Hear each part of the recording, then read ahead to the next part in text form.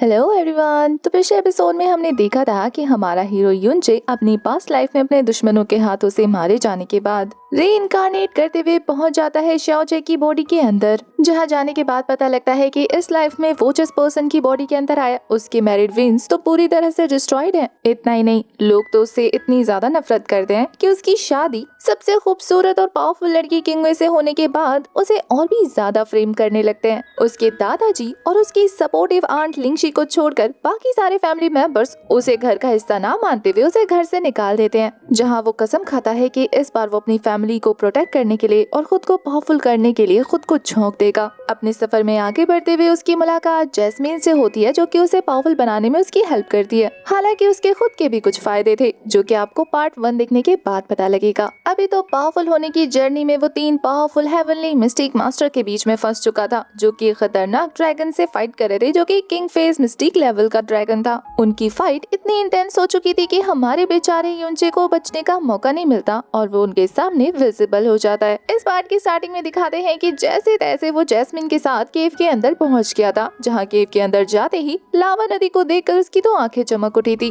केव के अंदर उसे बहुत सारे फायर स्पिरिट ग्रास नजर आते हैं, जिनके ऑरा को सेंस करने के बाद हेवनली पॉइजन पर्ल भी रिएक्ट करना शुरू कर देता है। वो तो बिना सोचे समझे उस फायर ग्रास को हासिल करने चला गया था। इस चक्कर में तो वो तो लावा नदी में गिरने वाला था। उसकी पिछले लाइफ में उसके मास्टर ने इस ट्रेजर के बारे में अपनी बुक में लिखा था। उसे यकीन नहीं होता कि इस लाइफ में उसने अपनी आंखों से इसे देखा। जैस्मीन तो उसे ऐसा लुक दे रही थी कि बचेगा तब तो ट्रेजर हासिल करेगा ना, पर वो धीरे धीरे सारी ग्रास को एब्जॉर्व कर लेता है और इसके बारे में उस ड्रैगन को सेंस हो गया था। जैस्मीन जब तक युनचे को समझाती तब तक काफी देर हो जाती है। इस केव में होने वाली सारी हरकतें उस ड्रैगन को सेंस हो रही थी और ये सारा उसका खाना था जो हमारे युनचे ने चुरा लिया। तो वो तो युनचे पर काफी ज्यादा गुस्सा करते हुए इस केव की तरफ बढ़ने लग गया था, पर वो तीनों हेवनली मिस्टिक मास्टर उसे अपने हाथ से जाने नहीं देना चाहते थे, तो स्पिरिचुअल चेन से उसे बांध लेते हैं। पर उस ड्रैगन को लगने लगता है कि ये लोग युनचे के साथ मिलकर उसे धोखा दे रहे हैं, तो वो अब उन लोगों पर गुर्राते हुए कहता है कि अब वक्त आ गया है कि मैं तुम्हें अपनी रियल पावर शो करूं। और फिर तो वो उन्हें भूनने ही वाला था, पर वो तीनों एल्डर अपनी पावर को मर्ज करके ट्रिपल बैरियर क्रिएट कर देते हैं। पर उसे यूज करने से भी ज्यादा फर्क नहीं पड़ता, क्योंकि वो तीनों ही एल्डर जमीन पर गिर चुके थे। वहीं दूसरी तरफ उन ग्रास को हासिल करने के बाद युनचे को अभी भी अजीब लग रहा था और उसे ढूंढने पर वहाँ पर एक छोटा बॉक्स मिलता है, जिसे ओपन करने के बाद उसे एक फायर पर्ल नजर आता है। जैस्मिन के मना करने के बाद कि इसे मत छूना, वो छू कर वहाँ पर एक धमाका कर चुका था। अब तो वो ड्रैगन और भी गुस्से में अपने एनिमीज को मारकर फटाफट से युनचे के पास जाना चाहता था। इन तीनों एल्डर्स की कुटाई करने के बाद वो तो फटाफट वहाँ से भाग लेते हैं, वरना तो ये ड्रैगन उन्हें जान से मार देता। उनके निकलने के बाद ये ड्रैगन युनचे के पास पहुँच जाता है। ड्रैगन के आने की आहट सुनकर युनचे केव से निकलने की कोशिश कर रहा था, लेकिन अब तक काफी देर हो चुकी थी और ये बात जैस्मिन कब का समझ जाती है। वहीं वो ड्रैगन युनचे के सामने आकर कह रहा था कि इतने सालों से हर कोई बस मुझे मारने की कोशिश कर रहा था, लेकिन तू पहला ऐसा इंसान है जिसने मेरा ट्रेजर चुराने की हिम्मत की। बहुत ज्यादा बहादुर है तू, और यही रीजन है कि मैं सबको बहुत जल्दी मौत देता हूँ, लेकिन अब मैं तुझे तड़पा तड़पा कर मारूंगा। युनचे तो उस बंदे को भी अपनी बातों में लपेटने की कोशिश कर रहा था, मैनिपुलेट करते हुए, लेकिन वो भूल जाता है कि ये नॉर्मल बेवकूफ इंसान नहीं बल्कि एक सन की ड्रैगन है, जो कि फूंक मारते ही जलाकर पापड़ बना देगा। वो सच में गुस्सा होते हुए युनचे को फायर से भूनने वाला था, पर तभी एक बैरियर हमारे युनचे को प्रोटेक्ट कर लेता है। ये बैरियर और किसी ने नहीं बल्कि जैस्मिन ने बनाया था, इसलिए वो युनचे से कहती है कि अगर मरना नहीं चाहते तो अपनी जबान पर ताला लगा लो। वहीं वो ड्रैगन भी जैस्मिन की टेरिफाइंग पावर देखकर दहल जाता है। वो उसे क्वेश्चन कर रहा था कि आखिर तुम कौन हो। जैस्मिन अपनी रियल पावर शो करते हुए कहती है कि तू इस लायक नहीं कि मैं तुझे बताऊं कि मैं कौन हूँ। और ये कहते हुए जैस्मिन ने अटैक प्रिपेयर करना शुरू कर दिया था। उसके अटैक की पावर को सेंस करके वो तो वहाँ से भागने की तैयारी में लग जाता है, लेकिन तभी युनचे की बातें उसके कानों में पड़ती हैं कि तुम खुद को संभाल नहीं पाओगी, तुम ऑलरेडी काफी वीक हो।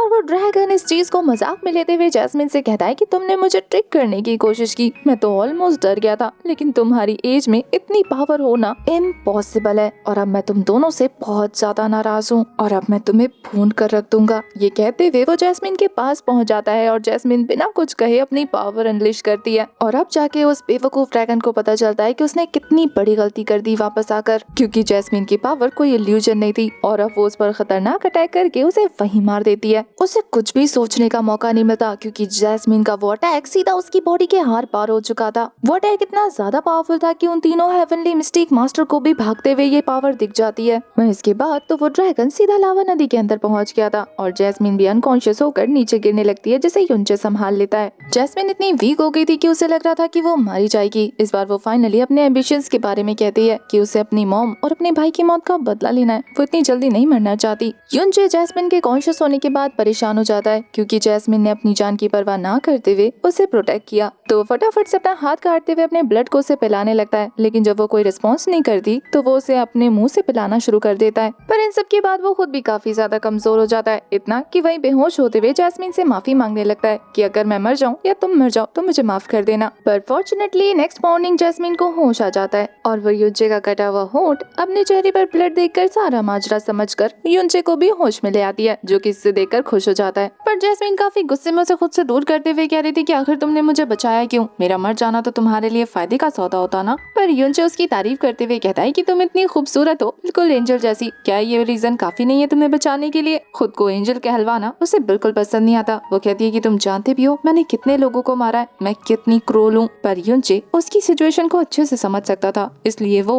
उसे काफी अच्छे से कंसोल करता है। इनडायरेक्टली अपनी लाइफ में जो उसने फेस किया था वो भी डिस्क्राइब करता है, जिससे हमारी जैस्मिन इमोशनल हो जाती है। और वो जैस्मिन से कह रहा था कि अगर तुम इस नाइटमेयर को जी नहीं पा रही हो तो क्यों ना मैं इसमें तुम्हारा साथ दूं। आखिर मैं तुम्हारा डिसाइपल हूँ और तुम मेरी मास्टर जो हो। ये सुनकर जैस्मिन खुद को संभालते हुए कहती है कि वो फायर पर्ल कहाँ है जो तुमने उस ड्रैगन से चुराया। पता चलता है कि ये फायर पर्ल असल में एविल गॉड के 5 छोड़े हुए सीड्स में से एक है और इसी वजह से हमारे युनचे को इतना अजीब महसूस हो रहा था क्योंकि उसकी बॉडी के अंदर एविल गॉड की पावर जो है और वो अपने सीड्स से अट्रैक्ट हो रहा है। जैस्मिन बताती है कि ऐसे 4 सीड्स और हैं इस पूरी दुनिया में और वो इन्हें रिकॉग्नाइज करने में एबल है क्योंकि उसके पास एविल गॉड की पावर है। वो तो खुश हो जाता है। जैस्मिन तो कहती है कि एक तरफ देखो तुम इतने यूजलेस हो और दूसरी तरफ तुम्हारी किस्मत इतनी काम की है, तुम्हें चुनकर ऐसी जगह पर लेकर जाती है जहाँ पर ट्रेजर्स पड़े होते हैं। अब वो पूछ रहा था कि इस सीड का क्या करना है। जैस्मिन कहती है कि खा लो। उसे तो इस ख्याल से ही डर लगने लगता है कि इस फायर पर्ल को भी खाना है। पिछली बार का दर्द उसे किसी टॉर्चर की तरह फील हुआ था। दोबारा उस टॉर्चर को याद करके उसका तो रूह कांप उठता है। उसे पिल गटकने में काफी वक्त लग रहा था तो जैस्मिन अपने हाथ से थपेड़े मारकर उसके गले से वो पिल गटका लेती है। अब उस पिल को खाने के बाद वो आराम से शो एंजॉय करने लगी थी, जहाँ फिर से हमारे हीरो युनचे को अनबेरेबल पेन होना शुरू हो चुका था।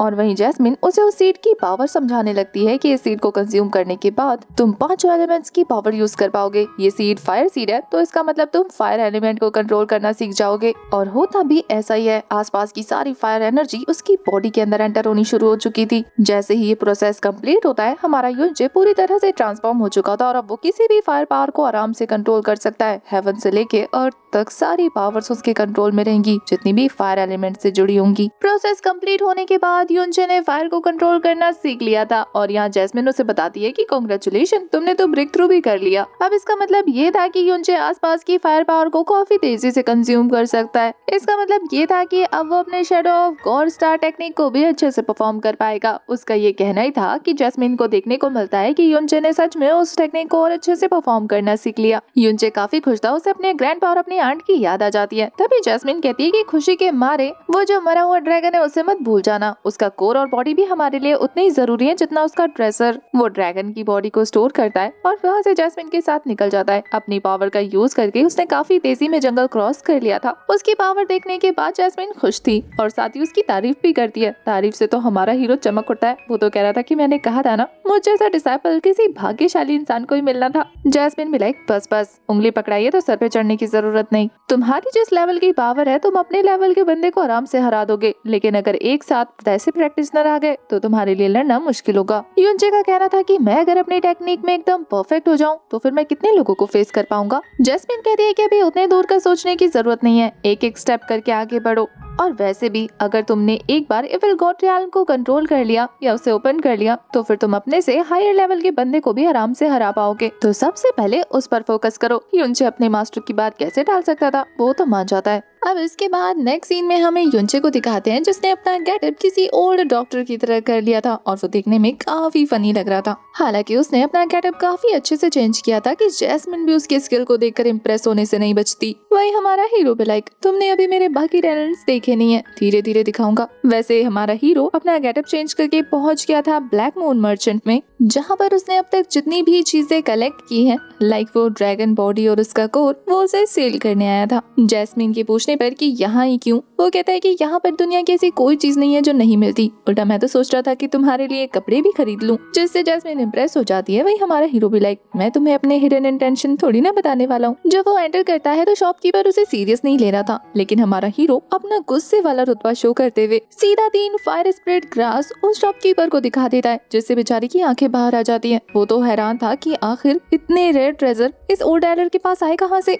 वो तो उन्हें बेचने के बदले 3 पर्पल कॉइन्स देने वाला था। हालांकि 3 पर्पल कॉइन्स का सुनने के बाद हमारे शॉपकीपर को लगता है कि हीरो को बिल्कुल भी पसंद नहीं आया। पर दूसरी तरफ युनचे तो जैस्मिन के साथ जाके खुशियां मना रहा था कि उसका तो दिल कर रहा है कि वो नाच उठे, क्योंकि 3 पर्पल कॉइन्स का मतलब था 3000 ब्लू कॉइन्स और 3000 ब्लू कॉइन्स का मतलब था कि 3 लाख येलो कॉइन्स, और इतने पैसों में तो वो आधा मार्केट खरीद सकता है। इसी खुशी में वो इस डील के लिए तैयार हो जाता है। हालांकि शॉपकीपर को काफी मेहनत करनी पड़ी थी। अब जब ये डील पूरी हो जाती है तो युनचे शॉपकीपर के सामने वो ड्रैगन कोर भी रख देता है, जिसे देखने के बाद तो शॉपकीपर की सिट्टी पिट्टी गुल हो जाती है। उसे यकीन नहीं होता कि आखिर ये कौन से पावरफुल मास्टर है जो ड्रैगन का कोर ले आए, जिन्हें की कई हेवनली मास्टर भी मिलकर नहीं मार सकते। उसे ये बंदा अकेले मार कर ले आया, इसका मतलब कि ये कोई बड़ी हस्ती है। वो तो उसकी सेवा पानी करते हुए कह रहा था कि मुझे माफ कर देना मास्टर, लेकिन मैं आपको इस कोर के बदले उचित अमाउंट दे नहीं पाऊंगा, क्योंकि अगर मैं इस कोर को खरीदने गया तो मेरी शॉप बिक जाएगी। उसे नाराज देखने के बाद हमारी जैस्मिन भी लाइक कि क्या तुम सच में कोर को बेचने वाले हो। पर युनचे का कहना था कि नहीं, इसे डरा रहा हूँ ताकि ये आइंदा से मुझे हल्के में न ले।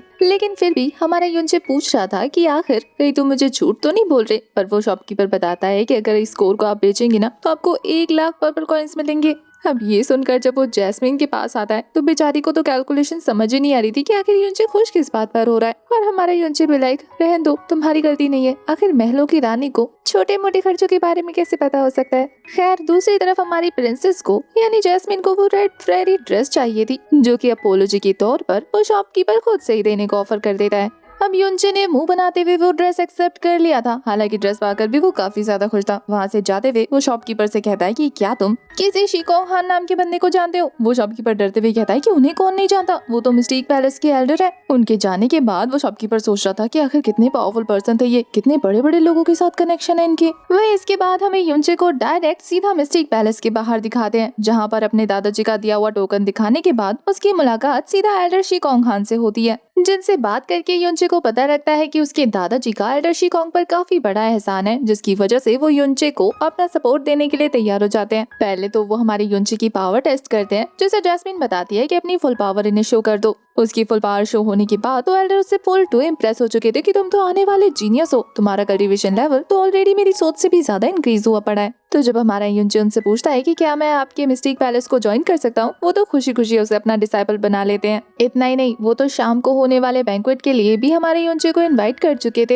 युनचे को समझ नहीं आता कि चीजें इतनी आसानी से कैसे हो रही है। उसे काफी बड़ा डाउट हो रहा था। तभी अचानक से हमारे एल्डर वहाँ पर युनबा को बुला लेते हैं। युनबा को तो अपने जीजू को देखकर इतनी ज्यादा खुशी होती है कि वो तो उन्हें कसकर गले लगा चुका था। बेचारे हमारे युनचे को इतना ज्यादा तकलीफ होने लगता है कि वो कहता है कि छोड़ दे भाई, अब क्या हड्डियों का सुरमा बनाएगा। एल्डर शिकोंग ये जानकर हैरान रहते हैं कि इतनी कम उम्र में हमारे युनचे की शादी हो चुकी है। अनफॉर्चुनेटली युनबा की वजह से वो झूठ भी नहीं बोल सकता था, इसलिए एक्सेप्ट कर लेता है। वही एल्डर शिकोंग युनबा को ये सारी रिस्पॉन्सिबिलिटी देते हैं कि जाकर युनचे को सेटल होने में हेल्प करे और शाम के बैंक्वेट के लिए युनचे के साथ यहाँ जाए। वो तो और ज्यादा खुश हो जाता है कि ब्रो, तुम्हारी वजह से मुझे भी बैंक्वेट में आने का मौका मिल गया। अब जब युनबा हमारे हीरो को पैलेस दिखा रहा था तब उसकी नजर 2 सीनियर पर पड़ती है, जिसमें से फीमेल सीनियर काफी ज्यादा खूबसूरत थी। उसकी तो नजर ही नहीं हट रही थी उस पर। तो जब वो उनके स्वॉर्ड स्किल्स देखता है तो और भी ज्यादा हैरान रह जाता है। उनकी फाइट खत्म होने के बाद हमारे युनचे की मुलाकात युनबा ने उन दोनों सीनियर से करा दी थी, जहाँ लड़की का नाम था लेंजे और लड़के का नाम था मोरोंगे, जिसे कि हमारे युनचे पहली नजर में बिल्कुल पसंद नहीं आता क्योंकि वो उसकी लव इंटरेस्ट पर चांस जो मार रहा था।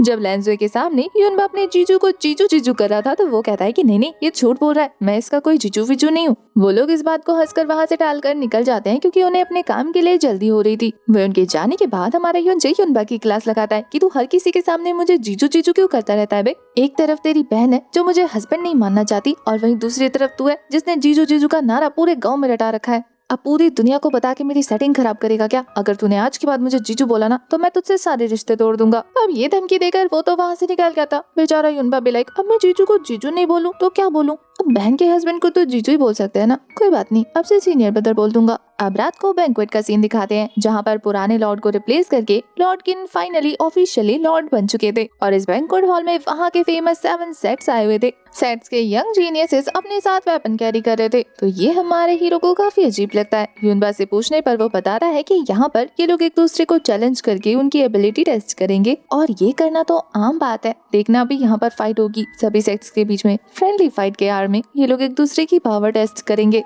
तभी देखते ही देखते वहाँ पे चीफ गेस्ट की एंट्री होती है जो कि और कोई नहीं बल्कि श्याओ ट्राइब का लुओ चैंग था, यानी कि वहाँ का यंग मास्टर, जो कि देर से आने के लिए फॉर्मेलिटी पूरी करने के लिए माफी मांग रहा था। हालांकि उसके पूरे ऑरा से कहीं से भी नहीं लग रहा था कि वो अपने बिहेवियर के लिए सॉरी है। अब उसके अपनी जगह पर बैठने के बाद हमारे युनचे की नजर सीनियर लैन पर पड़ती है जो उसे देखकर शर्मा रही थी और मोरोंग को गुस्सा आ रहा था। पता चलता है कि ये लोग भी फाइट के लिए पूरी तरह से तैयार है। थोड़ी देर की दावत उड़ाने के बाद अलग अलग सेक्टर के मास्टर अपने अपने जीनियस को आगे करके फाइट के लिए चैलेंज करने को कहते हैं, जहां सबसे पहले सामने आता है जुआन यू नाम का डिसाइपल जो कि आते ही मिस्टेक पैलेस के डिसाइपल्स की बेइज्जती करते हुए उन्हें चैलेंज करा था। युनचे का दिल करता है कि वो जाकर इसका मुंह तोड़ दे, लेकिन तभी जैस्मिन उसे शांत कराते हुए कहती है कि शांत रहो क्योंकि यहाँ पर सबसे कमजोर यंग मास्टर भी तुमसे 3 लेवल ऊपर है, तो फाइट के बारे में तो सोचना भी मत। यहाँ पर तुम्हारे और भी सीनियर्स मौजूद है, उन्हें लड़ने दो। जुआन यू उनको खड़ा होता ना देखकर उन्हें बुरा भला बोलना शुरू कर चुका था। ये देखकर एक डिसाइपल को गुस्सा आता है पर उसके मास्टर उसे चुप करा देते हैं। बेचारे को ना चाहते हुए भी अपनी सीट पर वापस बैठना पड़ गया था। तब ये देखकर जुआन कहता है कि ठीक है, अगर तुम लोग सामने से नहीं आ रहे तो मैं खुद ही अपना ओपोनेंट चूज कर लेता हूँ, और वो युनबा को चूज करता है। युनबा बेचारा जो कि खाने में बिजी था वो कहता है कि मैं तो सिर्फ 14 साल का हूँ ना। ऑब्वियसली उसकी बात भी सबसे सही थी क्योंकि यहाँ पर सबसे ज्यादा वीक और सबसे ज्यादा छोटा वही था, लेकिन उसके खुद के सीनियर्स उसे कहते हैं कि जाओ जाकर लड़ो, वो तुम्हें चैलेंज कर रहा है ना। तो फिर क्या था, हमारा मासूम सा युनबा फाइट के लिए तैयार हो जाता है। हमारे युनचे को उसकी फिक्र हो रही थी। युनबा था तो काफी ज्यादा स्ट्रॉन्ग, लेकिन यहाँ पर सबकी कल्टीवेशन ज्यादा हाई थी और वो लोग फाइट में एक्सपीरियंस भी थे। तो युनबा एक काफी खतरनाक टेक्निक परफॉर्म करने के बावजूद भी उस बंदे के हाथ से बच नहीं पाता। जुआन यूज के हाथों को मोड़कर उसे टॉर्चर करते हुए दूर पटक के फेंक देता है। वो क्लियरली युनबा को इस वजह से टॉर्चर करा था ताकि वो सभी के सामने अपनी पावर का डोमिनेंस शो करे और मिस्टिक पैलेस के लोगों को जलील कर सके। पर युनचे को युनबा की काफी ज्यादा फिक्र थी, इसीलिए वो वहाँ पर कूदते हुए युनबा को प्रोटेक्ट कर लेता है। हालांकि घायल होने के बाद भी युनबा भी लाइक, मेरी गलती है, मैंने अच्छे से फाइट नहीं की, मैं और अच्छे से लड़ सकता था ना। युनचे को उसकी हालत देखकर गुस्सा आ रहा था क्योंकि था तो वो उसका साला ही ना, और भारी भरकम हुआ तो भी क्या, यहाँ पर मौजूद लोगों में से सबसे ज्यादा छोटा वही था। सीनियर लैन भी आकर युनबा का सपोर्ट करते हुए जॉन को डांटने लगती है, पर जॉन का कहना था कि हम तो फ्रेंडली फाइट कर रहे हैं ना, और ऐसे में इंजरी तो हो सकती है। आखिर पावर की थोड़ी ना इंसानों जैसी आंखें होती हैं, वो कम ज्यादा तो हो ही सकता है। और सबसे बुरी बात ये थी कि एल्डर्स से लेके डिसाइपल्स तक 7 सेक्ट्स के उसी का सपोर्ट कर रहे थे। हमारा युनचे खड़े होते हुए कहता है कि ठीक है, अभी अभी तुमने जो कहा उसे बहुत अच्छे से याद रखना। और फिर वो सीनियर लैन को कहता है कि क्या आप मेरे लिए युनबा का ख्याल रखेंगी। वो उसे लेकर वहाँ से साइड हट जाती है और अब युनचे अपने सेट के बिहाफ पर उससे फाइट करने वाला था। हर कोई हैरान रह जाता है कि आखिर ये न्यू भाई इस बंदे को कैसे चैलेंज कर सकता है। अंदर से जैस्मिन युनचे की क्लास लगाते हुए कहती है कि गिरने की वजह से गर्दन में चोट लगकर मेमोरी लॉस हो गई है क्या? तुम्हें पता नहीं थोड़ी देर पहले मैंने तुम्हें क्या समझाया था। पर हमारा युनचे कहता है कि मैंने तुम्हारी बात मानने का ही ट्राई किया, लेकिन अगर मेरे अपनों को कोई नुकसान पहुंचाए ये मैं बर्दाश्त नहीं कर सकता। वहीं जुआन यू तो उसका मजाक उड़ाने लगा था और हमारा युनचे भी लाइक, अगर तेरा हो गया हो तो हम फाइट शुरू करें। वो अपनी भाषण जारी रखते हुए कह रहा था कि तुम्हारे पास सिर्फ 3 मूव्स हैं। इससे पहले कि उसकी बात कंप्लीट होती, हमारा युनचे अपनी मिस्टेक पावर रिलीज करते हुए उस पर अटैक करने के लिए दौड़ पड़ता है। वो बंदा भी पूरी तरह से तैयार हो गया था, लेकिन हमारा युनचे उसे चकमा देते हुए उसके पीछे पैर होकर उसे एक जोरदार झापड़ रसीद कर चुका था, जिस थप्पड़ को खाने के बाद जनाब को दिन में तारे याद आ जाते हैं। जुआन तो अपनी इंसल्ट पर गुस्से में तिलमिलाते हुए इस बार अपनी पूरी पावर्स के साथ फाइट करने वाला था, लेकिन हमारा युनचे फिर से सेम टेक्निक का यूज करते हुए उसके अटैक को डॉज करके उसके पीछे अपीयर हो जाता है और वो फिर से उस पर हमला ना करके उसे एक थप्पड़ में ढेर कर चुका था। जुआनयू के साइड के एल्डर्स काफी गुस्सा कर रहे थे कि ऐसा कैसे हो सकता है, ये लड़का 2 मूव्स में हमारे डिसाइपल को ढेर कैसे कर सकता है। वहीं दूसरी तरफ मिस्टिक पैलेस के एल्डर भी हैरान थे कि आखिर ये लड़का हमारे सेक्ट में कब आया। एल्डर शिकोंग प्राउडली सबको कहते हैं कि इसे आज ही मैंने एक्सेप्ट किया। 2 मूव्स हो चुके थे और दोनों में ही ये बंदा हारा था, तो इसकी तो खिल्ली उड़नी शुरू हो जाती है। तो वो गुस्से में अपनी पूरी पावर अनलिश कर चुका था। या जैस्मिन समझ जाती है कि ये बंदा कौन सा अटैक करने वाला है, इसलिए वो युनचे से कहती है कि इसके चेस्ट से 2 इंच नीचे इसने अपनी सारी मिस्टिक पावर गैदर कर लिया। तो युनचे उसकी इन्फॉर्मेशन कलेक्ट करके शैडोज ऑफ स्टार को टेक्निक का यूज करके उसके पास पहुंच जाता है और जहां पर हमारी जैस्मिन ने बताया था वो उसी जगह पर इतनी जोर से हिट करता है ना कि बेचारा अब उठने की हिम्मत नहीं कर पाता। उसके सेक्रेटरी उसके बिहाफ पर हमारे युनचे की क्लास लगाने लगते हैं, पर युनचे भी लाइक अभी आपके डिसाइपल ने तो कहा था कि फ्रेंडली फाइट में किसी न किसी को चोट लग सकती है और पावर की थोड़ी ना आंखें होती हैं, तो कम ज्यादा तो हो ही सकता है। अब ये सुनकर तो वो बंदा लॉर्ड किन से हेल्प मांगने लग गया था, लेकिन लॉर्ड किन भी पूरा युनचे का ही सपोर्ट करते हैं। युनबा तो अपने कूल से जीजू की सदा पर फिदा हो चुका था। वो कहता है कि हाँ मेरे जीजू भी सही कह रहे हैं, आखिर जब मेरी पिटाई हो रही थी तो सब लोग तो इसी बंदे का साथ दे रहे थे ना। युनचे की हरकत की वजह से वो लुओ चैंग की नजर में आ चुका था। वही लॉर्ड किन भी यही सोच रहे थे कि इस लड़के ने आज उनके सेक्ट की नाक बचा ली। इसके एरोगेंस की वजह से यहाँ पर अब कोई भी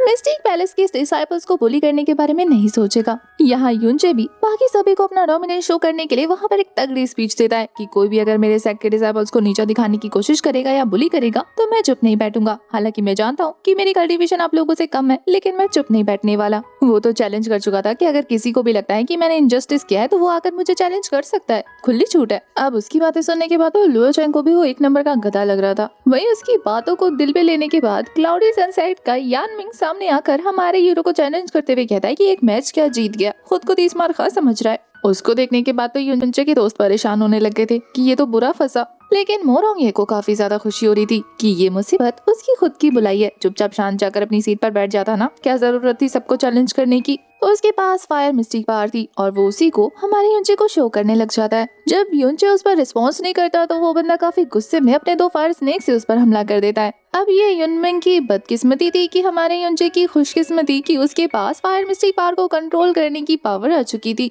वो तो हेवन से लेके अर्थ तक किसी भी फायर पावर को एब्जॉर्ब कर सकता है, तो बस फिर क्या था, इस स्नेक को पकड़कर वो उसकी सारी पावर एब्जॉर्ब करने लग जाता है। जहाँ स्टार्टिंग में तो सबको लग रहा था कि युनचे गया, वहीं थोड़ी ही देर में वो सारे के सारे अपने दांतों तंगले उंगलियां दबा रहे थे, ये देखकर कि ये लड़का आखिर क्या क्या कर सकता है। वहीं युनचे ने थोड़ी ही देर में उस फायर स्नेक के चीथड़े उड़ा दिए थे। युनमिंग को तो यकीन नहीं हो रहा था और हमारा हीरो भी लाइक इसमें खास क्या था, मुझे लगता है तुम्हें ये ट्रिक्स किसी सर्कस में जाके दिखाना चाहिए। अब इस बात पर तो उस बंदे को इतना ज्यादा गुस्सा आ गया था कि वो मल्टीपल स्नेक को कंबाइन करके एक पाइथन क्रिएट कर देता है और उससे युनचे पर हमला करवाता है। पर वही युनचे उस पाइथन को चीरते हुए सीधा जाकर उसे इतनी जबरदस्त हिट देता है ना कि बेचारा अपने ही फायर की वजह से बैकफायर होकर अपने हाथ जला बैठा था। उसके एल्डर को आकर उसकी जान बचानी पड़ती है और लुओ चैंग उस पर भी हंस रहा था। क्या युनचे कहता है कि सिर्फ 2 लोगों को मुझसे फाइट करनी थी, कोई और नहीं है फाइट करने वाला। तभी उसके सामने आयरन स्पेयर क्लैन से ताई हैंगजुन आता है जो कि फ्रेंडली फाइट करना चाहता था। वो युनचे को बहुत ज्यादा एडमायर करता है। पता चलता है कि ताई हैंग मोरोंग के एज का है, तो इस वजह से सीनियर शैन हमारे मोरोंग से कहती है कि तुम जाकर फाइट क्यों नहीं करते, पर वो तो टालते हुए कहता है कि आपने देखा नहीं, वो स्पेशली युनचे को चैलेंज करने आए। वैसे तो मोरोंग की बात में दम था। यहाँ पर हैंग भी यही कहता है कि मैं आपसे उम्र में बड़ा हूँ, तो क्या आप फिर भी मुझसे फाइट करने के लिए तैयार होंगे। बाकी लोगों की तरह ताई हैंग के कोई हिडन मोटिव्स नहीं थे, वो तो बस हमारे युनचे की काबिलियत से इतना ज्यादा इम्प्रेस हो चुका था कि उसके साथ फाइट करके देखना चाहता था कि वो कितना अच्छा है। युनचे तो इसी बात से खुश था कि आपने एटलीस्ट समझा तो सही कि मैं आपका ओपोनेंट बनने के लायक हूँ, तो ये तो अच्छी बात है, मैं आपके साथ फाइट जरूर करूंगा, लेकिन आपको अपना बेस्ट देना होगा। अब युनचे की पर्सनालिटी देख के वो बंदा कहता है कि अच्छा तुम्हें पोलाइटली बात करना आता है, मुझे तो लगा था कि तुम बस सबको बहुत बुरी तरीके से इंसल्ट करते हो। युनचे ने अभी तक सिर्फ अपना एरोगेंस शो किया था, इस वजह से इन लोगों को ये गलतफहमी हो गई थी कि हमारा युनचे भी बाकी सारे लोगों के जैसा ही है, लेकिन युनचे तो अपने दोस्तों के साथ दोस्त जैसा और दुश्मनों के साथ दुश्मनों जैसा है।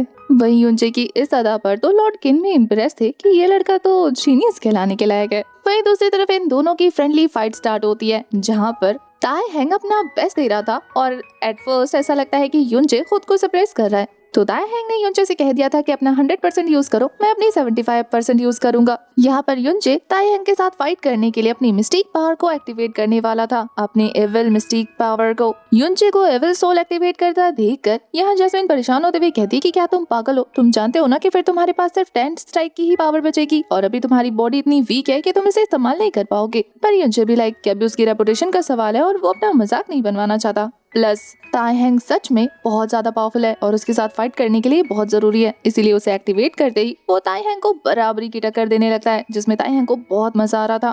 तायहेंग ने यहाँ पर अपने सेट के सबसे फेमस टेक्निक सनफायर का यूज करना शुरू कर दिया था, जिसे हमारा युनचे अपने मल्टीपल क्लोन्स बनाकर डिस्ट्रॉय करने की कोशिश करता है। हालांकि उसके इस मूव की वजह से तायहेंग थोड़ी देर के लिए डिस्ट्रैक्ट भी हो गया था और फिर अपना अल्टीमेट मूव चलते हुए हमारा युनचे उसके स्पेयर को बेंड करते हुए उसे हरा देता है। तायहेंग सच में काफी अच्छा बंदा था, इसलिए वो खुशी खुशी अपनी हार एक्सेप्ट करते हुए वहाँ से निकल गया था, ये कहते हुए कि अफसोस मैं तुम्हें हरा नहीं पाया, लेकिन तुम्हारे साथ फाइट करके मुझे बड़े दिनों के बाद बहुत मजा आया। अब उसके दोस्त उससे और ज्यादा इम्प्रेस हो जाते हैं, यहाँ तक कि सीनियर भी। उनका तो दिल आ गया था हमारे युनचे पे। मोरोंग को उस पर गुस्सा आ रहा था और लोचेंग उसे किसी थ्रेट की तरह देखने लगता है। अब युनचे की हरकतों की वजह से तो एल्डर्स की सांसें रुकी हुई थी, लेकिन फिर वो रिलैक्स हो जाते हैं कि चलो ये इतना टैलेंटेड है कि उसने खुद को बचा लिया। वही जब हमारा युनचे फिर से लोगों को चैलेंज करता है तो अब तो एल्डर्स पर गुस्सा करने लगते हैं कि लड़के बस कर, ऑलरेडी 3 फाइट लड़ चुका है और कितनी लड़ेगा। पर युनचे की एविल मिस्टिक की पावर अभी भी बची हुई थी, इसी वजह से वो बाकी डिसाइपल्स को भी चैलेंज करने लग जाता है, क्योंकि उसे पता था कि वो आराम से जीत जाएगा। युनचे के फिर से एग्रेशन से भरी हुई बातें सुनने के बाद 7 डेडली स्वॉर्ड पवेलियन का लू ज़ेनान उसमें इंटरेस्ट लेने लगता है,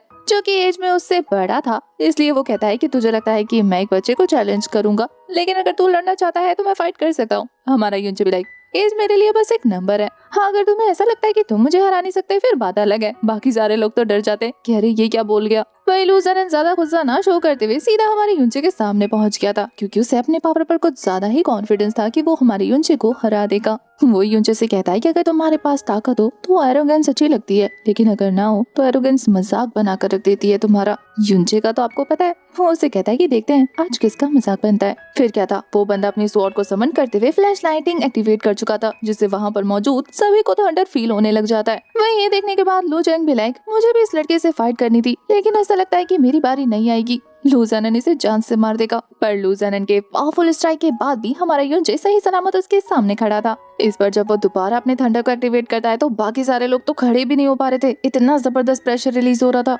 एल्डर्स भी डर जाते हैं क्योंकि उन्हें लग रहा था कि अब युनचे जान से जाएगा, क्योंकि ये जानलेवा अटैक है। लेकिन युनचे भी काउंटर अटैक करते हुए उस अटैक को वहीं पर ब्लॉक कर देता है।